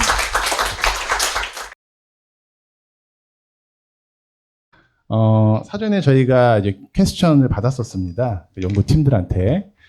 그 내용들 중심으로 해주셔도 되고, 또 오늘 오신 해외 연자분들은 다 저희 과제들 내용에 대해서 사전에 다 공유를 받으셨습니다. 그래서 저희 과제 내용들, 사업 내용에 대해서 알고 계시기 때문에 편하게 그동안 연구하시면서 궁금하셨던 점들 같이 디스커션 하시면 되겠습니다. 네. 저기 물음표를 보시면 아마 핸드폰으로 다 보시고 계실 텐데요. 물음표를 찍으시면 글씨로도 질문을 하실 수 있습니다. 그래서 말로 하셔도 되고, 말하는 도중에 뭐 글씨로 써주시면 질문하신 내용이 연자분들한테 뜨게 되거든요. 그래서 같이 참고하셔서 진행하시면 되겠습니다. 네. 네, 이제 발표를 마무리하고 이제 두 번째 세션으로 넘어가서 이제 자유롭게 오늘 우리 세 연자께서 발표해 주신 내용에 대해서 질문도 좋고요, 코멘트도 좋으시고. 우리 조정진 선생님 먼저 손 드셨네요. 네. 네, 저기 캐나다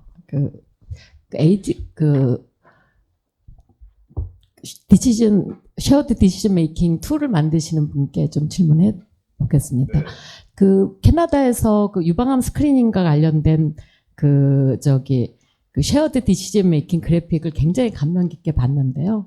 저희 한국에서는 이제 제가 한 에피소드를 하나 얘기하려고 그러는데, 이 가이드라인 만드는 거 하고 그 다음에 쉐어드 디시전 에이드 툴을 만드는 거가 같은 맥락에서 또 이루어지는 것 같긴 한데, 예를 들면 우리나라에서 사이로드 캔서 스크리닝 가이드라인을 만들 때 제가 그 멤버에 들어가 있었어요. 근데 이제 10명 정도가 되는 사람들이 있었는데, 저는 그러니까 시스테마틱 리뷰, 근거 중심 담당자로 들어가 있고, 나머지는 다 엔도크리놀로지스트, 그 다음에 사이로드 캔서 수술하시는 분이 들어가 있었어요.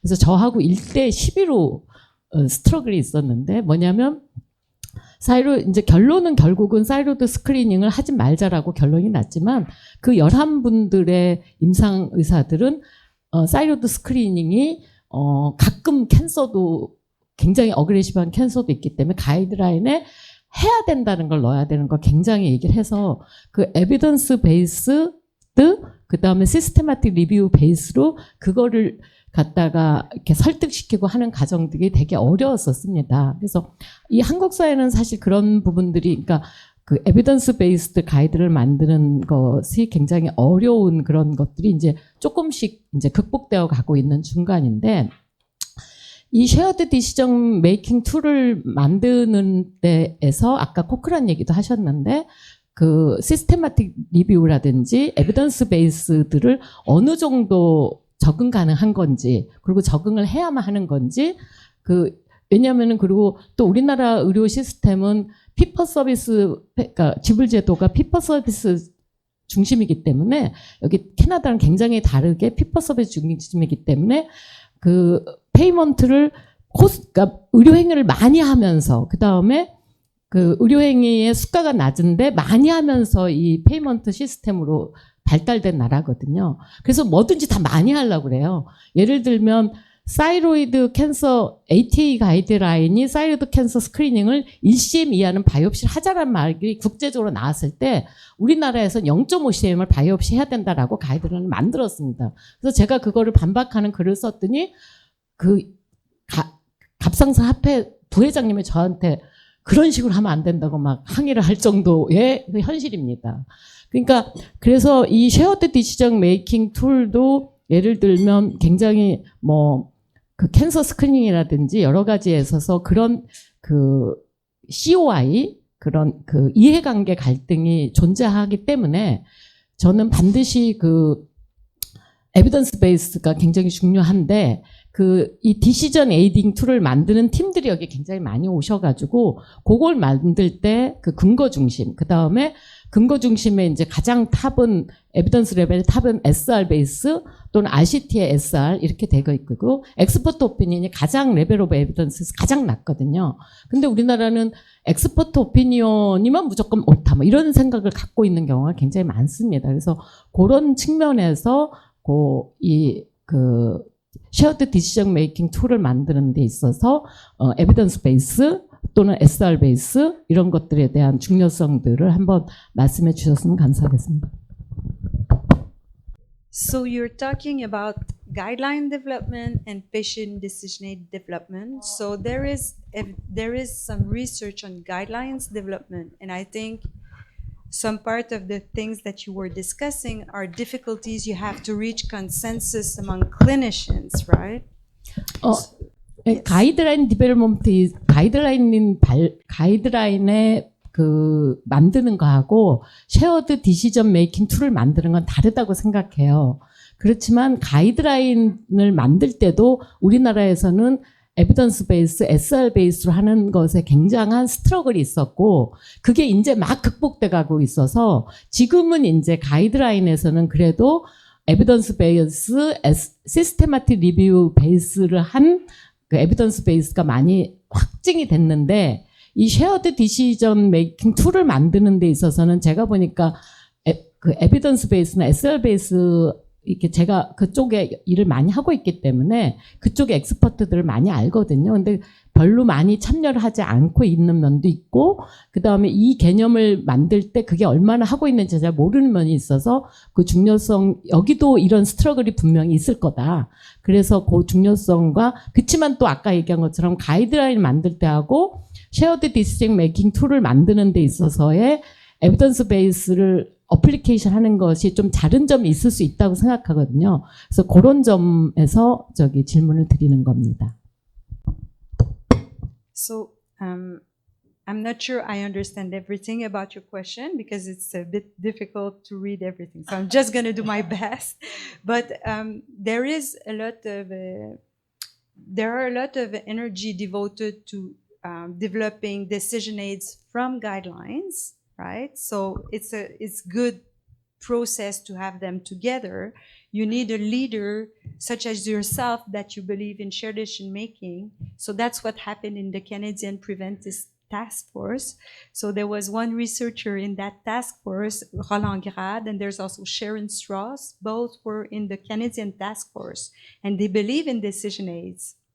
So that's how the Canadian guidelines on prevention became to have shared decision-making tools. So this, if you believe in it, then maybe you can make it happen. Of course, if you have a recommendation for one thing, this is not a good soil for shared decision-making. If the guideline recommends that you do this is not a good place for shared decision-making. But if you have clinicians who disagree together, and it seems to be the case, if clinicians disagree, maybe this is a good soil for shared decision-making, right? So I don't know if you want to add to this. But I think you are touching on something very essential. For when you work with shared decision-making, I see sometimes there's a clash between guidelines and shared decision-making, because many clinicians, they read guidelines as a cookbook. They say, well, it's 1 centimeter, she's 44, and hormone receptor, okay, she's getting this treatment. One option. And sometimes there are more options, but the outcome is not the same. Maybe this treatment is 1% better than the other one. And this is what you end up recommending in the guidelines. But the side effects are 5 times worse. So I think we really need to implement shared decision making. You need to put patient decision aids into guidelines, make a link to a decision aid inside the guideline, and work cultural with it's okay to list 3 options that are not the same. Maybe this option is not as good as this one, but the side effects is less. So shared decision making is a trade-off between effect and side effects sometimes. So we really need to think about our guidelines. Put in more options, even though they are not the same efficacy. That will pave the way for shared decision making. But it's not easy. And also the outcomes that are often in the guidelines, they're not always important to patients. So the guideline developers, sometimes they don't think about the psychosocial impacts of a treatment. So as you were saying, so this is something also that they should be more explicit about the psychosocial and even financial impact of a decision. So the costs that you were mentioning, it's something important. So it should be a choice. It should not be one. If there is a cost of a treatment and you have one that's cheaper, one that's more expensive, then present both, and it's the patient and his family that's going to decide. But I don't know if it's helpful. I hope it's helpful. 로잔에서 강의를 다 들었는데 그때 제가 많이 졸았던 것 같습니다.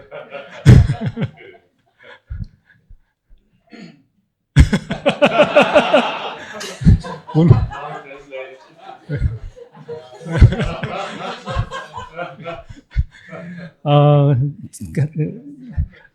아니 선생님께 좀 질문 하나는 심플한 퀘스천인데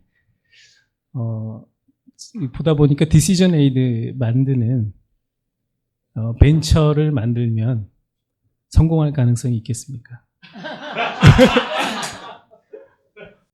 I mean the venture company for making decision aid for each disease. Yes. I think it's feasible. 만약에 제가 만들면은 자문해 주실 건가요?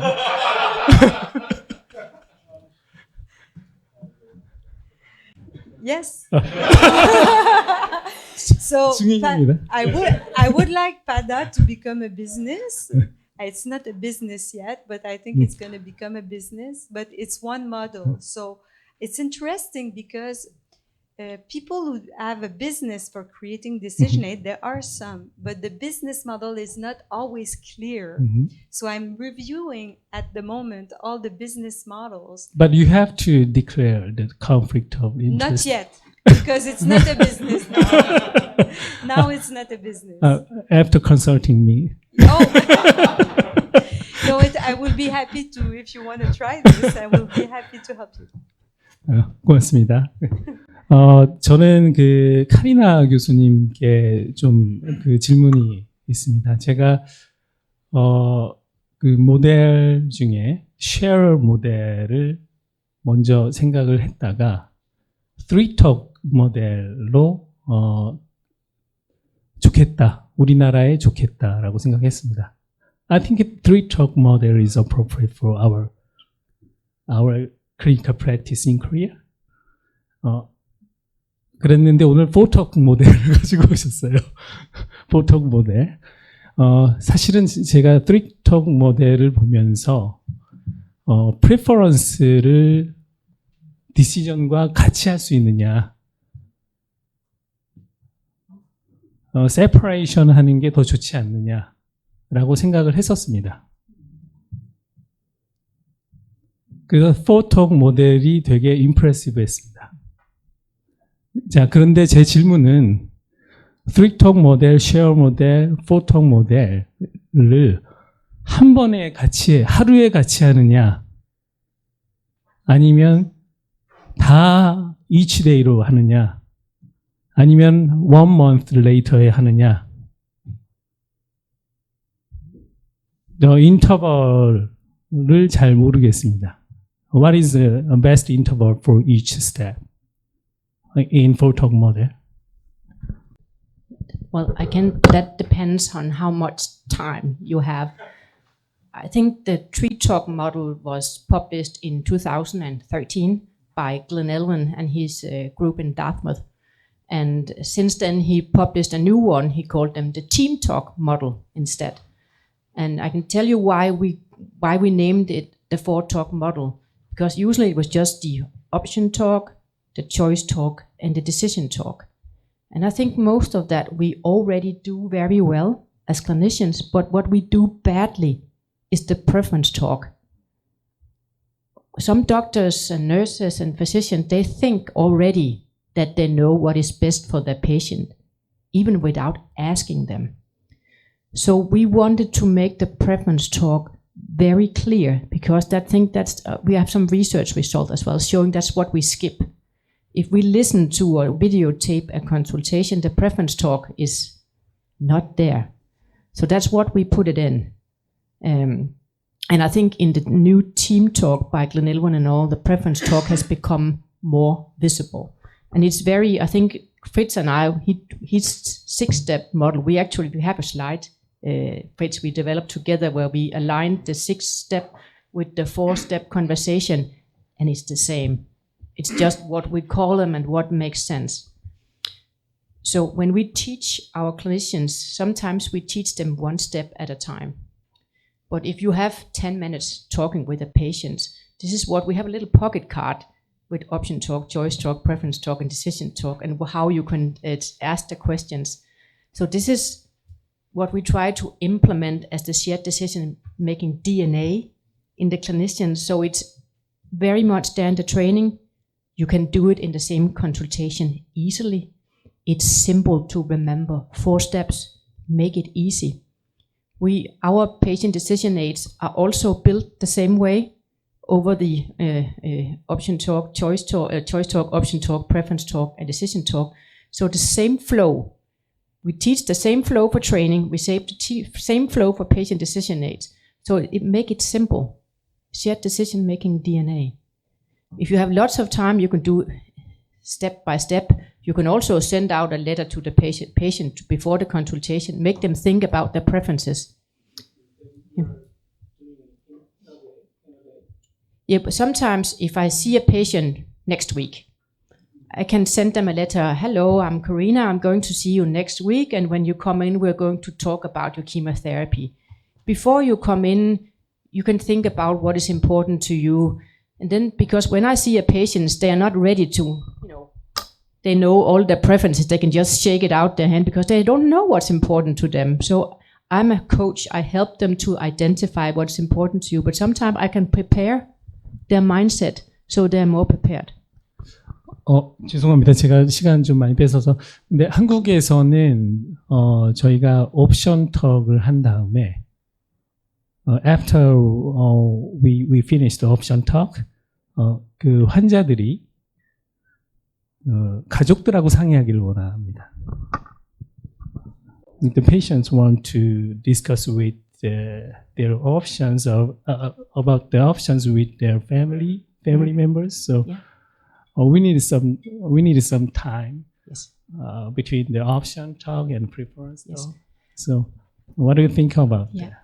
We do. And sometimes I'm looking at the bosses. Sometimes they would be afraid.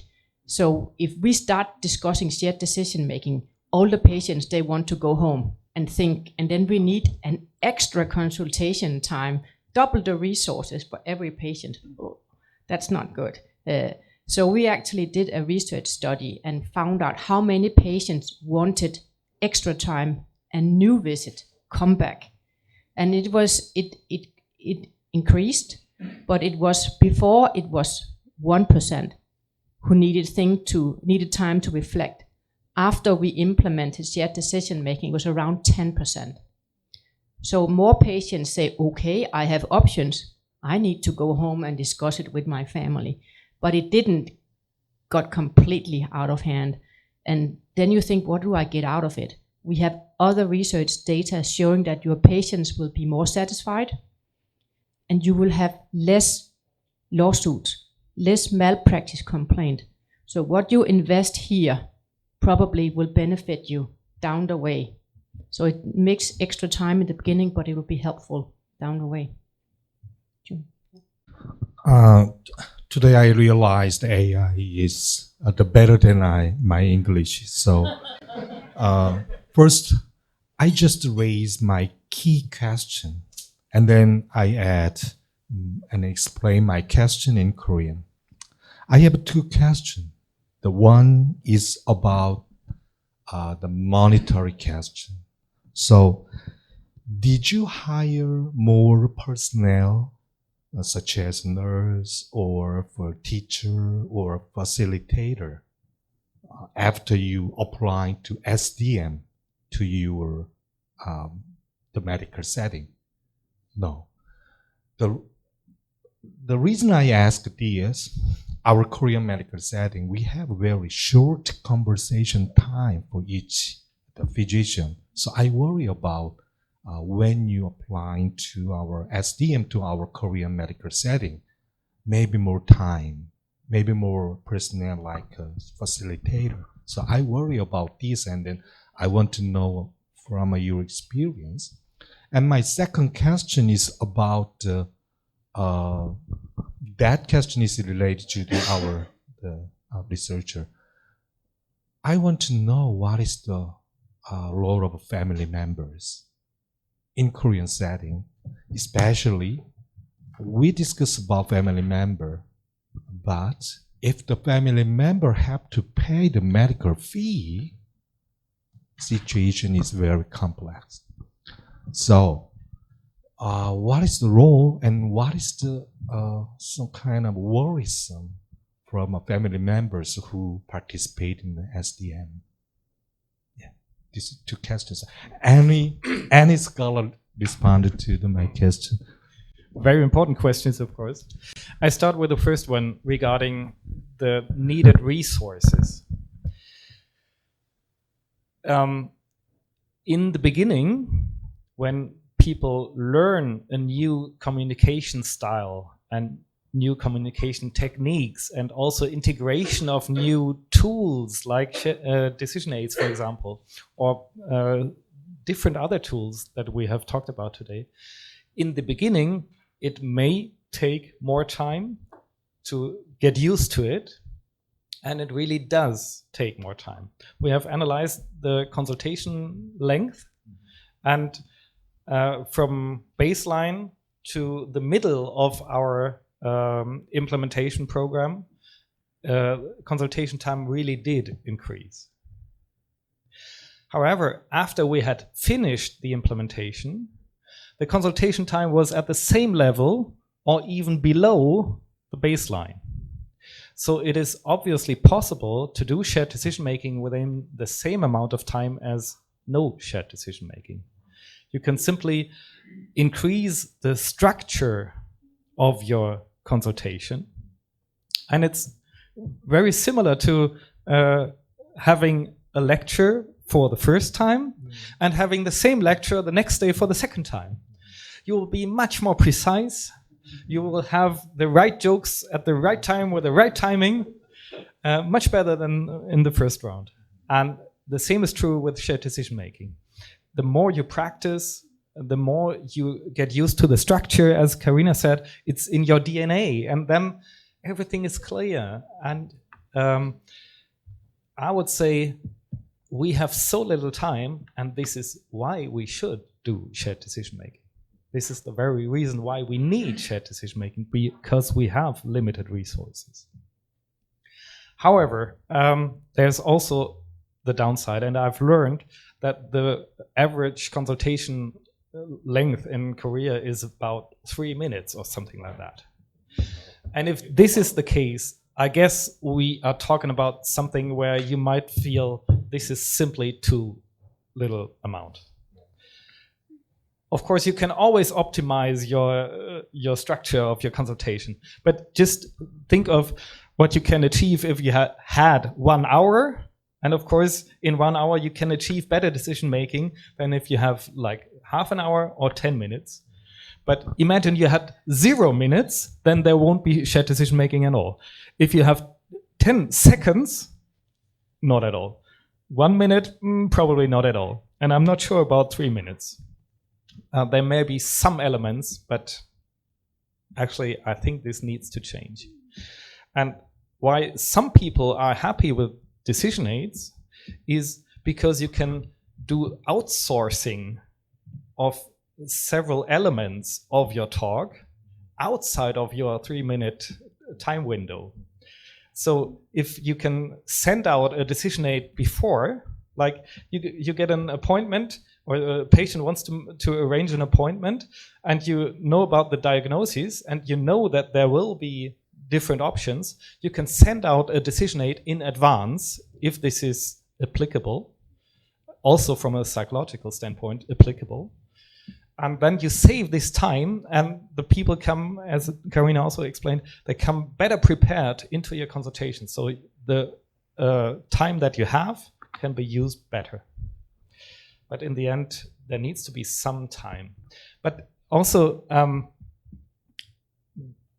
my clinical experience also tells me that often I try to save time and have a short consultation, and later I find out that this was too short, and it didn't help to rush, because obviously the patient didn't understand everything, or obviously the patient seemed to have understood everything, but did something wrong afterwards,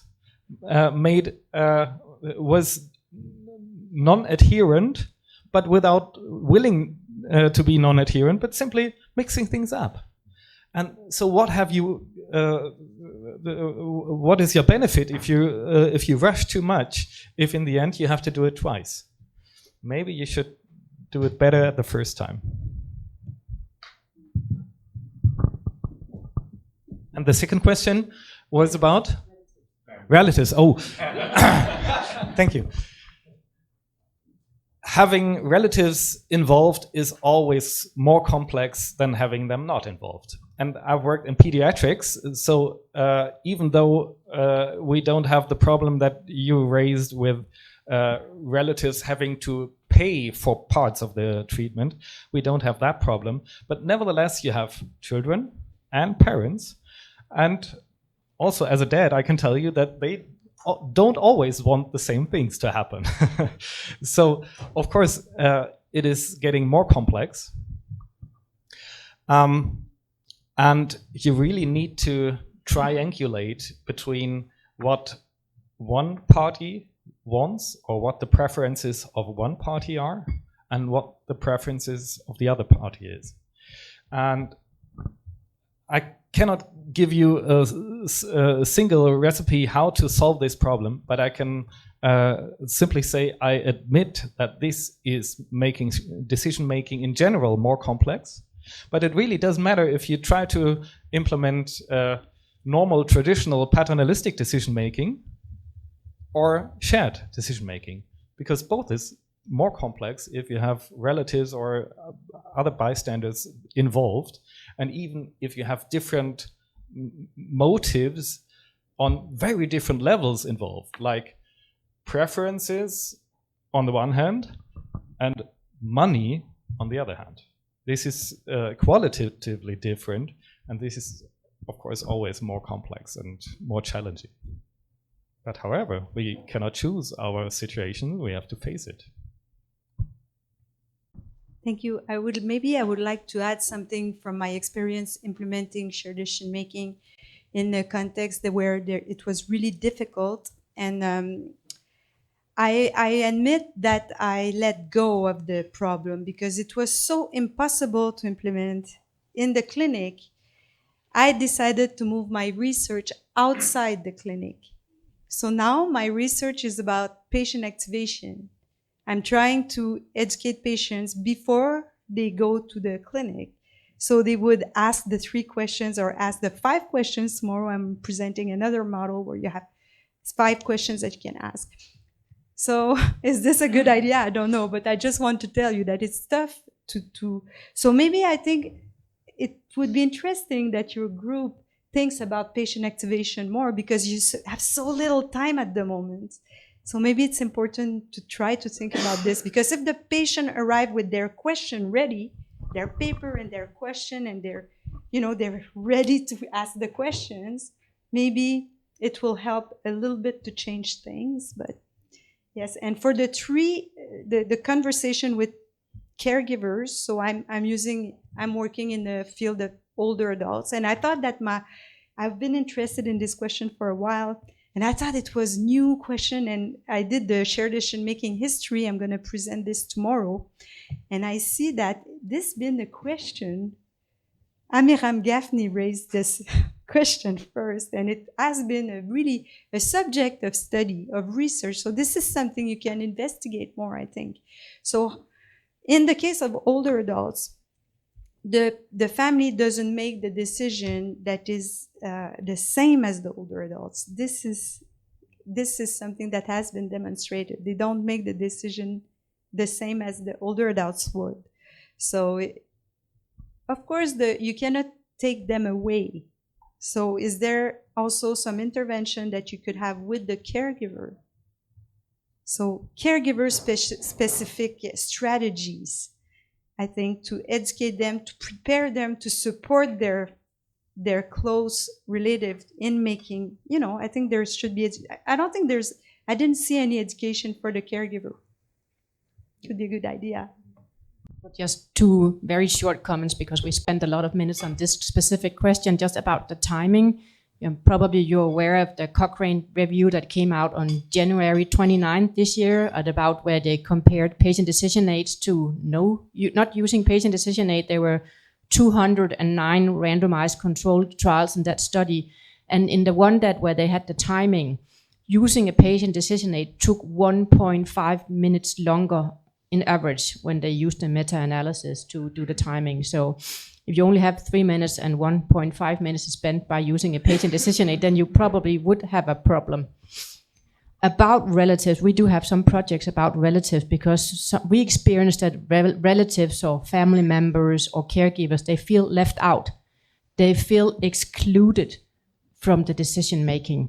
And there's something about law and that we have confidentiality. But sometimes I see there's an elephant in the corner. That's what we say in Danish. And the family members want something different from the patients. And as long as there's an elephant in the corner that nobody speaks about, then the decision making is quite difficult. Maybe I'm an open-minded person. I would like to get the elephant out of the corner and put the different preferences on the table and discuss it openly. I think that makes a better decision making process to discuss and okay, I thought you thought that, maybe it was my husband, I thought that was your opinion, and I'm surprised, but okay, that's great or that's not great, but discuss it. Yeah. I'm not going to spend much time in this discussion, but Professor Che's point is that if family caregiver is pain, so the older patient usually really depends on the family caregivers, and their preference is different. And you're saying the elephant in the corner. He's not an elephant in the corner. He's the center of the room. And he says, I want this. And my father and my mother doesn't understand anything about it. So I want this one. So how can you deal with this kind of family caregivers in the context of shared decision making? I think that's the point that he raised. Yeah. Mm-hmm. So it's still difficult. Yes, it is always difficult to discuss money. That's discuss politics, money, and religion. That's always something that's. I told you before when we walked through the street that I'm the part of a baby boomer generation. So I'm quite independent and I can handle my problems on my own. But my father and my mother, the older generations, they really depend on me. So I should take care of them. So sometimes they make, decisions that I believe is kind of mistaken or kind of foolish. But sometimes, I'm a cancer doctor. Sometimes I experience when my patient come in with their family, and the patients feel that they should do everything they can to keep alive for the sake of their families. But sometimes the treatment I can give them is only prolonging their life with a couple of months. So when I put shared decision making out in the open and the patient realize, okay, maybe I have 2 months left or I have 2 years left to live. If I take Karina's chemotherapy, maybe I will spend 30% of my time in the hospital with side effects. I would rather say no, thank you. And saying that out in the open is something everybody, then the mother says, oh, thank God you're thinking this, because I was thinking the same, but I was afraid to say it to you because then you would think I would live shorter and I would like to spend time with my grandchildren. So sometimes the unspoken is that they think the same. And if you put out what they really get out, there's always a push in Denmark, and I think the rest of the world, you should do every move thinkable. Every treatment option, take everything. Okay. And patients don't always think that they will take everything. And I'm a doctor. I'm not sure I will take my own medicine. If I get a disseminated pancreatic cancer with everywhere, I think I will say no, thank you. Okay. Okay. All right. Okay. We're done with this discussion, and then 김세준 교수 혹시 질문 있으신 것 같은데 질문해 주시죠. 예. When I perform the SDM to the patients, and sometimes I feel, the Korean situation is very easy to access a lot of information from the internet. So, but sometimes patients got some negative information, the wrong information about some treatment options. So, or some patient has the bad experience about their relatives. So they suffer from a lot of heart conditions. So they feel negative for the treatment. So I guess it's those negative feelings or experience reluctant to make decisions. So in those cases, how can I do the education or the right information? But when I decision to give more information to the patients, and it takes very long time. So in those cases, what is the best option for the SDM? Repeatedly, we are talking about time, and I really don't know how this plays out in Korea and in the Korean healthcare system, because as I tried to say with my last answer, in our system, you really feel the pain later if you don't invest enough time in the beginning. As I said, when I work with pediatric patients, of course you can try to make a decision without getting the child on board. And maybe you can convince a child to take medicine once. And maybe if you try really hard, you can convince the same child to take the medicine a second time. But if you're thinking about cancer treatment, or if you're thinking about chronic diseases, you need to have somebody on board for 1 year or 2 years, or maybe the rest of their lives. And you cannot talk this child into decision making, into taking the treatment all their lives. So you really need to get them on board with a complete heart and their mind. So you really need to win over this person. And the same is true when you, for example, you deal with the relatives and the doctors agree that this patient should take this or that pill. In the end, it has to go into the mouth of this very person, and you need to get them on board. Otherwise, they won't open their mouth. And this is one reason why pediatricians are often more open to shared decision making, because they have experienced that children often say, "I won't take your pill," and then you are in trouble. And you immediately see, especially in pediatric cancer centers, you immediately see you have to win over everybody who is involved. And this often means you need to make compromises. And maybe it's better to have the second best option with less success rate, like typically on average a lower overall survival. But maybe this treatment is being taken by everybody and supported by everybody. And so in the end, it's better to have like a 60% survival rate that you really get into the body of the patient instead of a 80% survival rate in the loo, which doesn't work. But I think you are touching on something else as well. What if patients come in and ask for something that you cannot offer? So shared decision making is about shared decision. It's not about patient coming in and wanting something that they Googled or something that they read about in the Illustrated Science on about something scientific. That's maybe it's in a clinical trial. Maybe it's something that they're discussing that we will have in 10 years. So shared decision making is about offering what you can academically trust and feel comfortable. It's not everything else. And I think that some physicians are worried that shared decision making will make patient come in and ask all kinds of crazy stuff that you cannot offer. So I would still lay out, you have this option, and this option, and sometimes it makes them calm down that they have more than one option. And you can tell them, well, you're presenting this option as a patient, the pros and cons are this, and the cons are that it's not approved and stuff like that. I think that makes an open discussion and probably make them understand better why they cannot get what they read in Illustrated Science.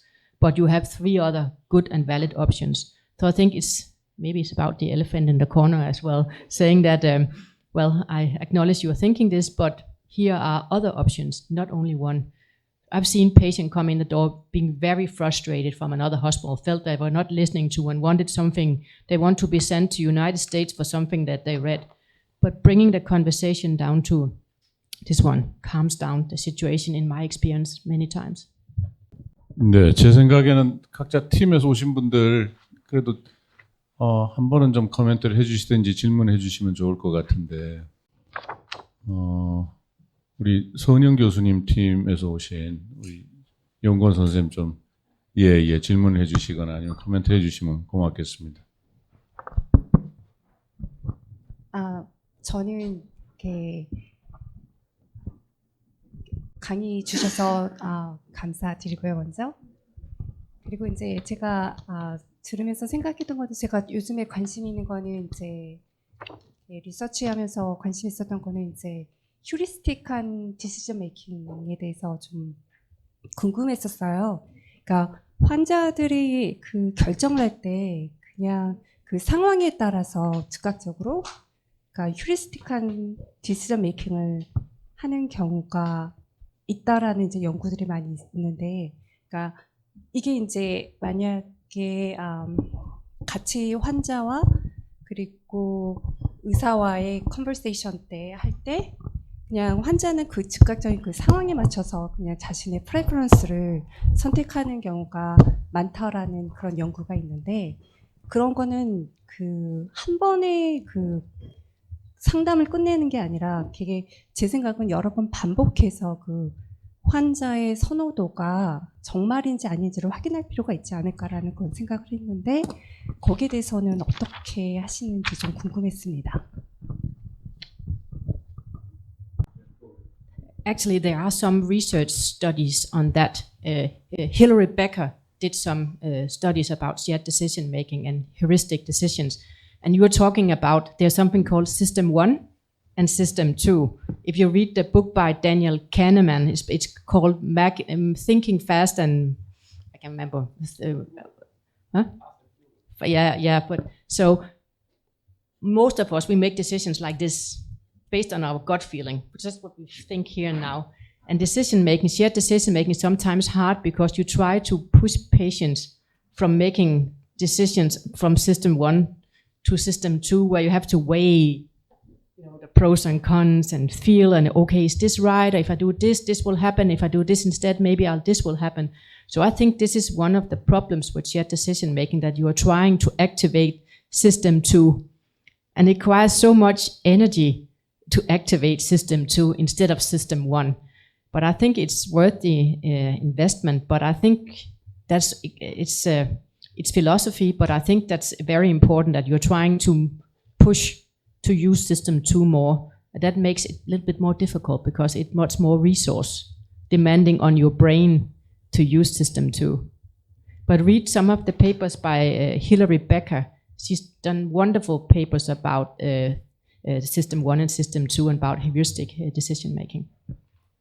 I wonder, do you have special knowledge about this kind of decision making? And I would like to ask you a question. So in heuristic decision making, is the person basing their decision on some kind of experience they lived overall in their, in their lives? Is it still inspired by some information they have? And if yes, then reading a decision aid and taking the time, going back home, not making a decision right away, maybe it activates still some system 1. I don't know. Do you know about heuristic? Oh, I don't have any experience yet, but I read some papers about, and then I'm doing the preference of the patient. So I found it was actually a lots of, not lots, but it's a few, but quite interesting papers I read. So I just wondering, is it what are doing about that, or whether some researchers are still interested in? So I just wondering whether you are interested or not. Yeah.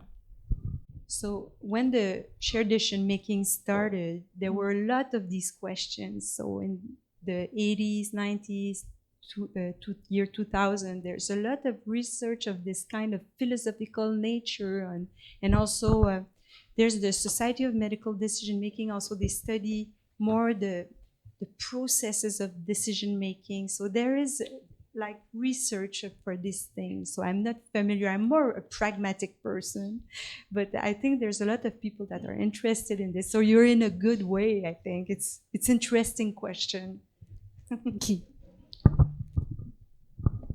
교수님 말씀하신 것처럼 혹시 힘드신 부분이 있는지 연구 진행하시면서 아니면 특별 코멘트가 있으신지 좀 말씀 주시면 고맙겠습니다. First, thank you for your great lecture.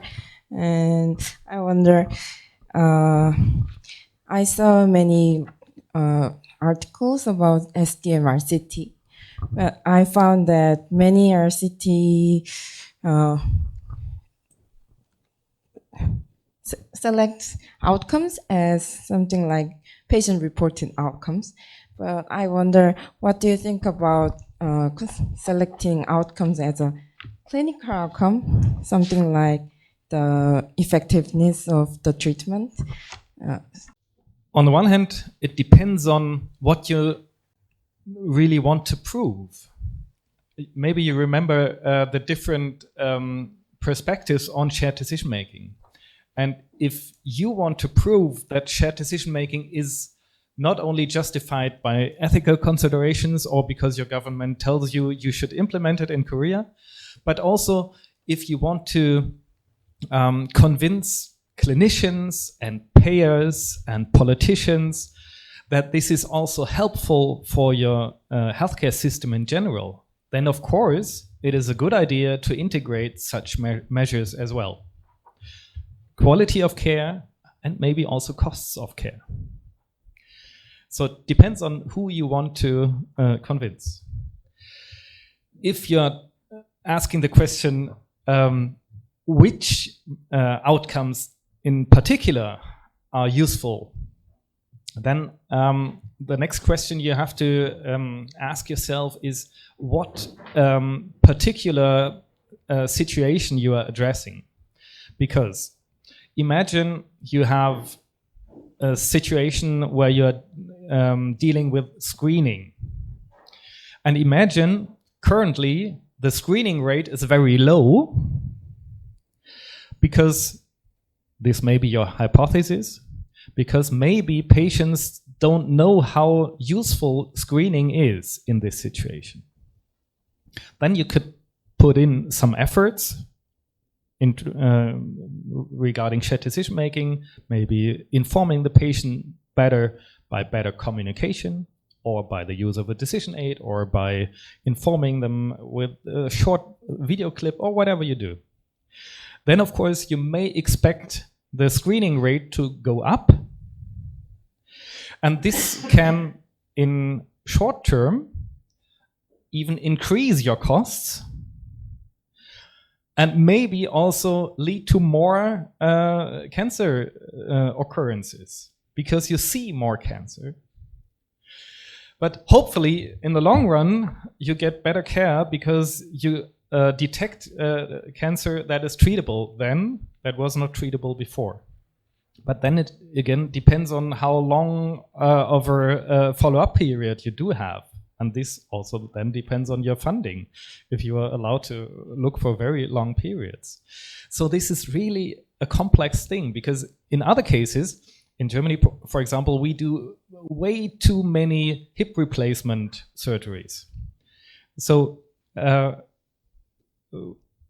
typically, this is the cash cow of many hospitals, hip replacement. And so there is an interest, an economical interest, to sell this treatment to many patients.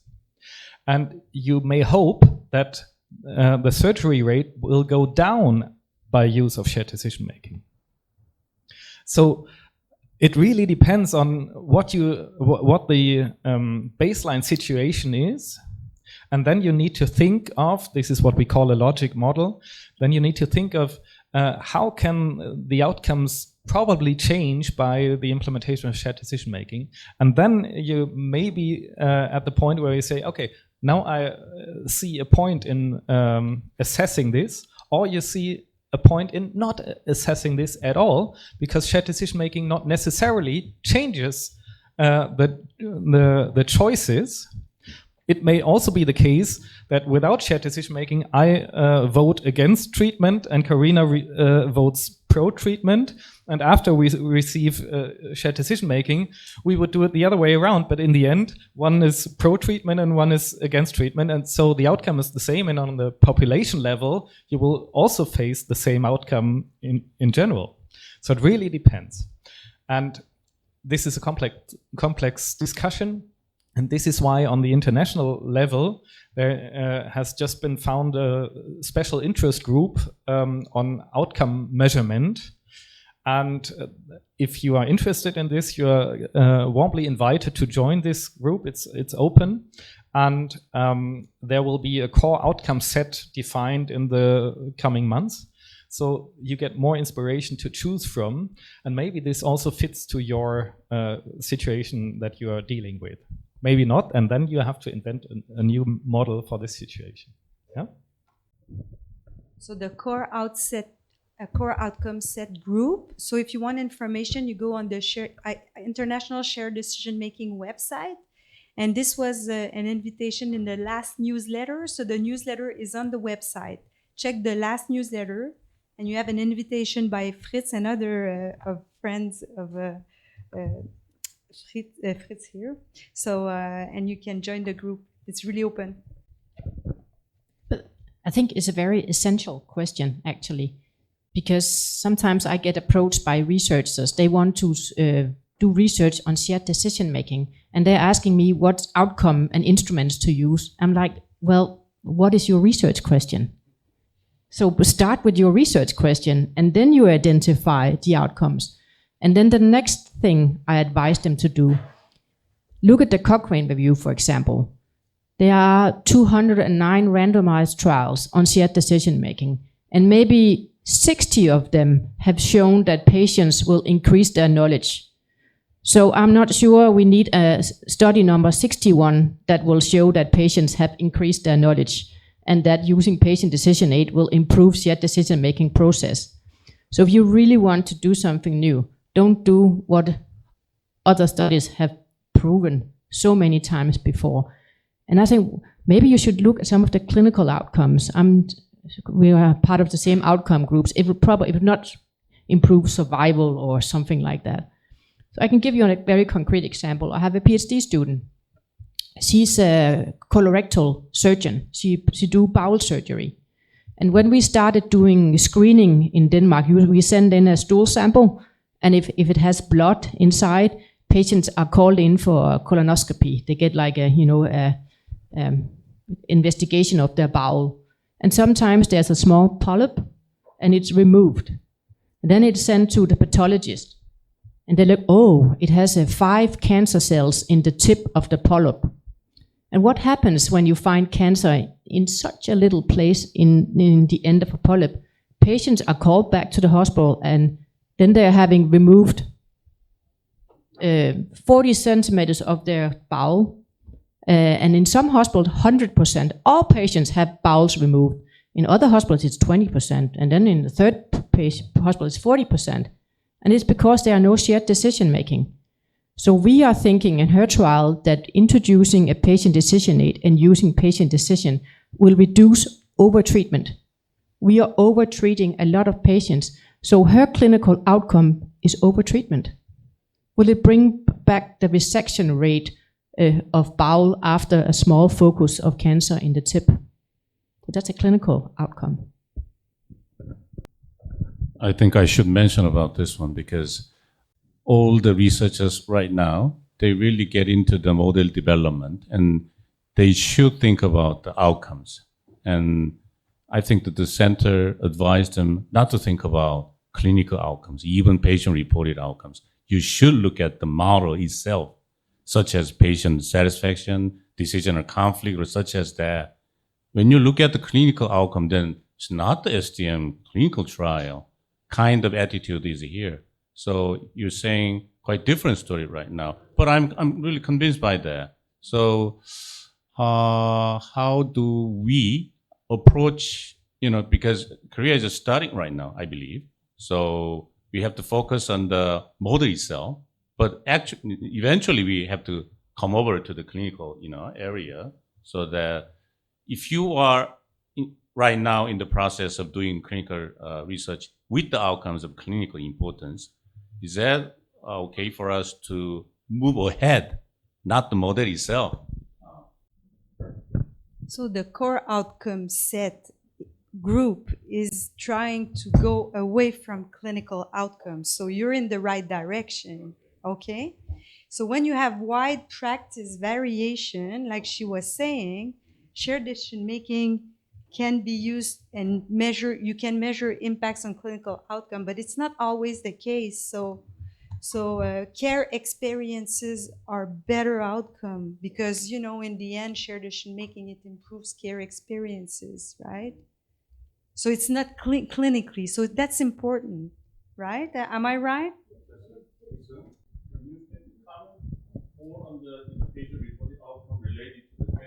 Right. Because the PRO, we're in the beginning stage of the development of PRO also, but then the PRO has been focused in psychiatric area or like certain parts of the area, but now we're kind of expanding to get the subjective outcome of the patients, not always like measurable outcome. So it could be the part of the outcome measures. So I kind of missed the point that what you're trying to kind of you are asking me to kind of write.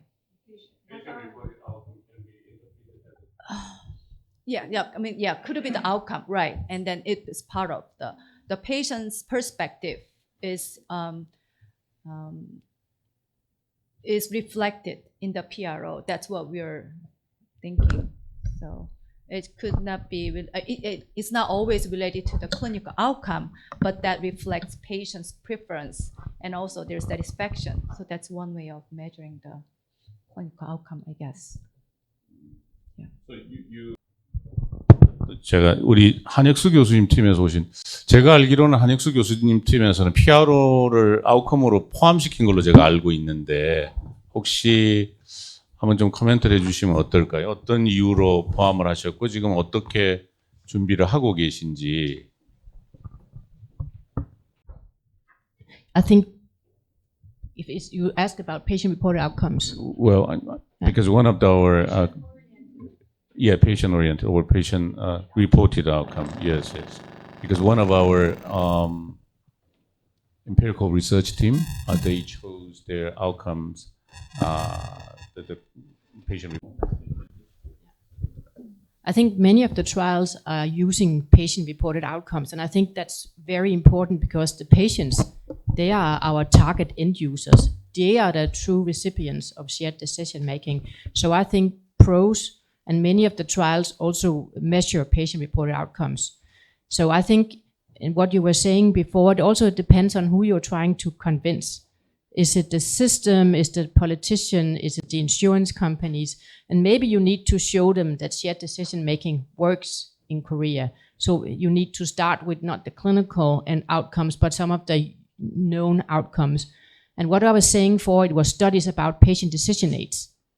Those ones, we have lots of, the same studies measuring the same outcomes. But if you are studying something more like a model or the approach or how you do it, these outcomes would be very relevant. But if you are studying trials on patient decision aids only, I would advise you to be more wise about not using the same outcome measure as so many other trials, unless you need to show that they also work in Korea. But those were about trials on randomized trials on the efficacy of patient decision aids. We have seen the same outcomes many times, but it would be okay if you need to show they work here as well. Yeah. 혹시 다른 분 질문이 혹시 있으신가요? 제가 또 너무 왜냐면 매우 중요한 문제 같고 저희 기반보다는 오히려 제가 실증팀에게 도움이 될 질문을 제가 지금 하고 있는데요. The second phase of our empirical research team is that the time bound is 2 years. So if you want to see the hard clinical outcomes, even the patient-reported outcome, you need more time to conduct the clinical trial, right? So within that time frame, do you recommend even the patient-reported outcome? Yes, I think so, because I'm not sure how it would be here, but if I approach somebody, they will say, the first thing they will say, does it benefit patients? So if I come and say, well, it's the doctors are happy and the system is happy, they'll say, still, does it benefit patients? And if I can say another thing that's a little bit related to your question, patient-reported outcomes are important for other topics as well. If you want to build patient decision aids, how do you get the evidence on side effects for patients? For example, how many patients will experience nausea or being tired or not can work? These data you will get from patient-reported outcomes. So patient-reported outcomes, for example, on quality of life, can populate your patient decision aid. So please collect patient-reported outcomes to populate your patient decision aids. Yeah. Thank you. So actually, I was thinking something else when you're asking questions. That's why I was kind of puzzled. But I have a quick questions because my background is psychiatric nursing. When you talk about the patient's preference in participation decision making, do you have the data from? Because I know your main area is a cancer patient, but then any paper or your the countries, any data from? Data related to psychiatric patients, their decision aid or their preference for participation, is it kind of comparable? Do you have any similar data or any evidence for psychiatric patients? So there is a team in Quebec in my lab.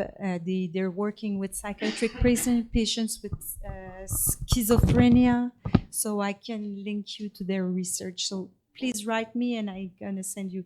Yes. So it's difficult, but shared decision can happen also with these type of patients. Yeah. We are implementing shared decision making in psychiatry as well. So we have somebody who works only in psychiatry and builds several patient decision aids. So I can link you to the psychiatry team as well. I think there's a lot in depression, but less in the other areas. Binge eating disorder, but also really big psychiatric problems that like schizophrenia can be even that. 혹시 지금 저희가 시간이 이제 8분 남았는데요. 한 분 정도만 질문 받고 오늘은 마무리해야 될 것 같습니다. 혹시 박영주 교수님 팀에서 오신 분 계실까요? 혹시 현재 본인들 진행하신 연구에서 궁금하신 점이나 아니면 뭔가 좀 힘든 점이 있으면 말씀을 해주시면 그 얘기로 오늘 마무리할까 합니다. 안 오셨어요? 가셨어요? 알겠습니다. 그럼 남아 계신 우리 선생님들 중에서 혹시 예. 그럼 두 분 하시죠. 예. 일단 먼저 그럼 우리 김선영 교수님 하시고 그다음 우리 김영진 교수 하시고 그렇게 하시죠. I agreed with the using the clinical outcomes with the patients reported outcomes, but the important thing is maybe the validated measuring tools. So, for example, the quality of life, there are a lot of questions for measuring that. So, but is there any standard forms or recommended measuring tools in your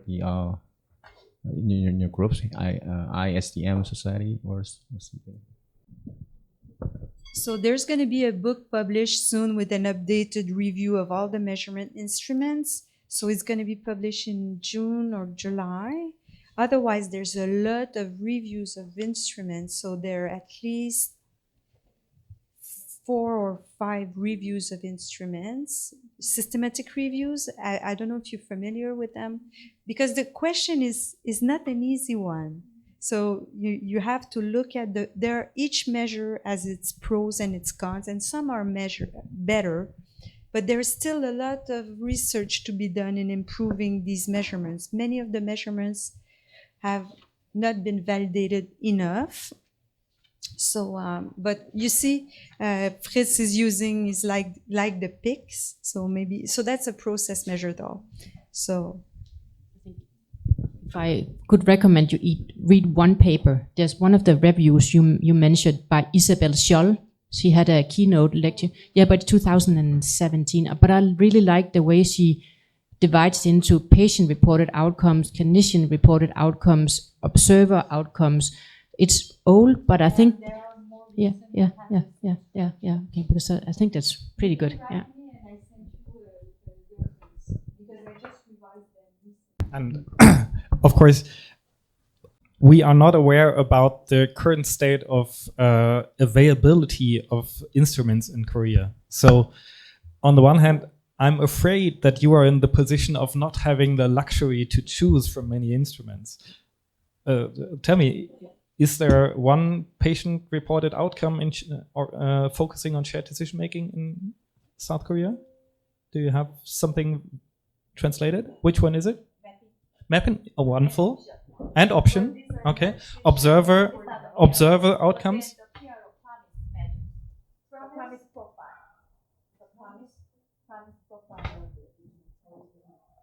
Okay. They're not familiar with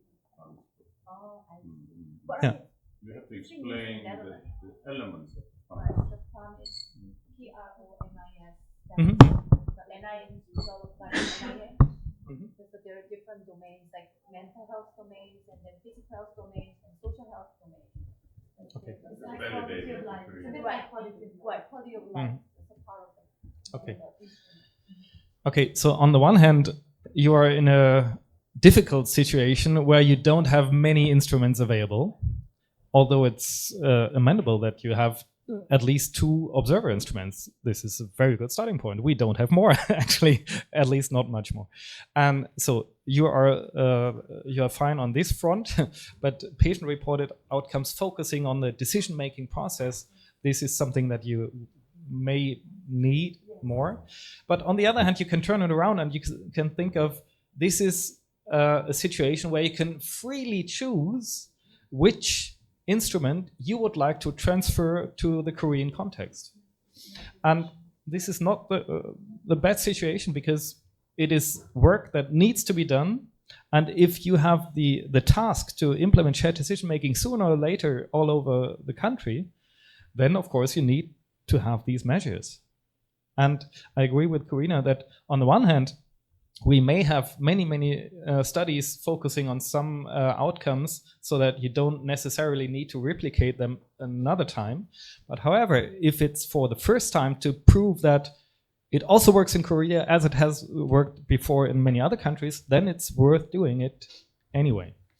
So it really depends, and we are not aware of enough things to simply tell you, I would recommend this or I would not recommend that. But if you tell us about the situation, then we can probably moderate a little bit and give them some more detailed recommendations, but not that general recommendations, stop doing this or start doing that. I would refrain from that. But if we talk about it personally or in smaller groups, then we are happy to share our opinion on that. I think not only barriers, this is opportunities. So you can actually, point the direction and decide which instrument to use here in Korea. So you have a golden opportunity to pick the winners, the right instrument, and translate them. So great opportunity. So thank you for sharing your insights and experiences today. Dr. Stephenson emphasized that the leaders' acknowledgement and the role to embrace the shared decision making.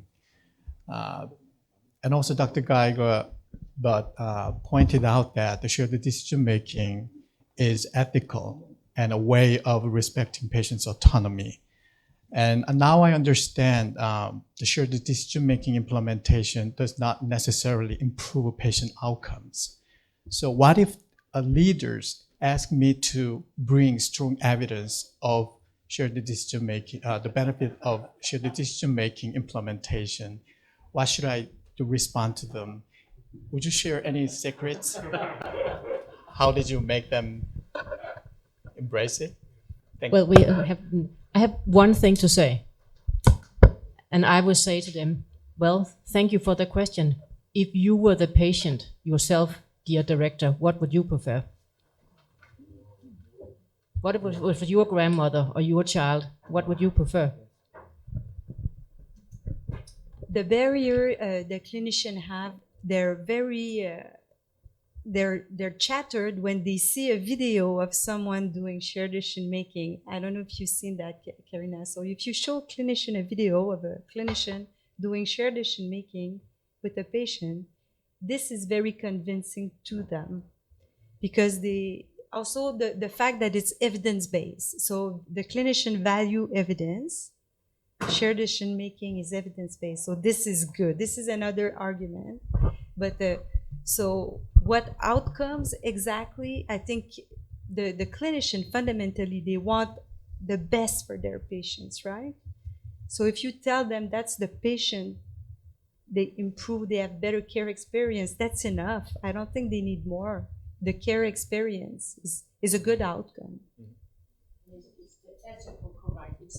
I think going back to ethics, I probably hope you will agree with me that it's the ethical right thing to do. Shared decision making, you don't need to show that you will live longer or live better, but it's the right thing, ethical thing to do in your heart.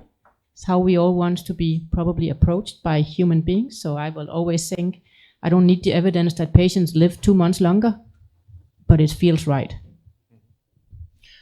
And if you have more stubborn leaders than Karina obviously deals with, and of course I agree with everything, but sometimes you have leaders who need also additional arguments. Although I agree that this is the most important question. What would you like to receive as a kind of care? However, you can zoom out a bit and think about the system that people work in. Tomorrow I will talk in more depth about this this viewpoint, the system-oriented viewpoint, and I will show you some more, or I would say many more arguments that may convince your leaders. And just to give you a sneak preview right now, in Germany. How about tomorrow? Okay. This was a cliffhanger. I will do it tomorrow.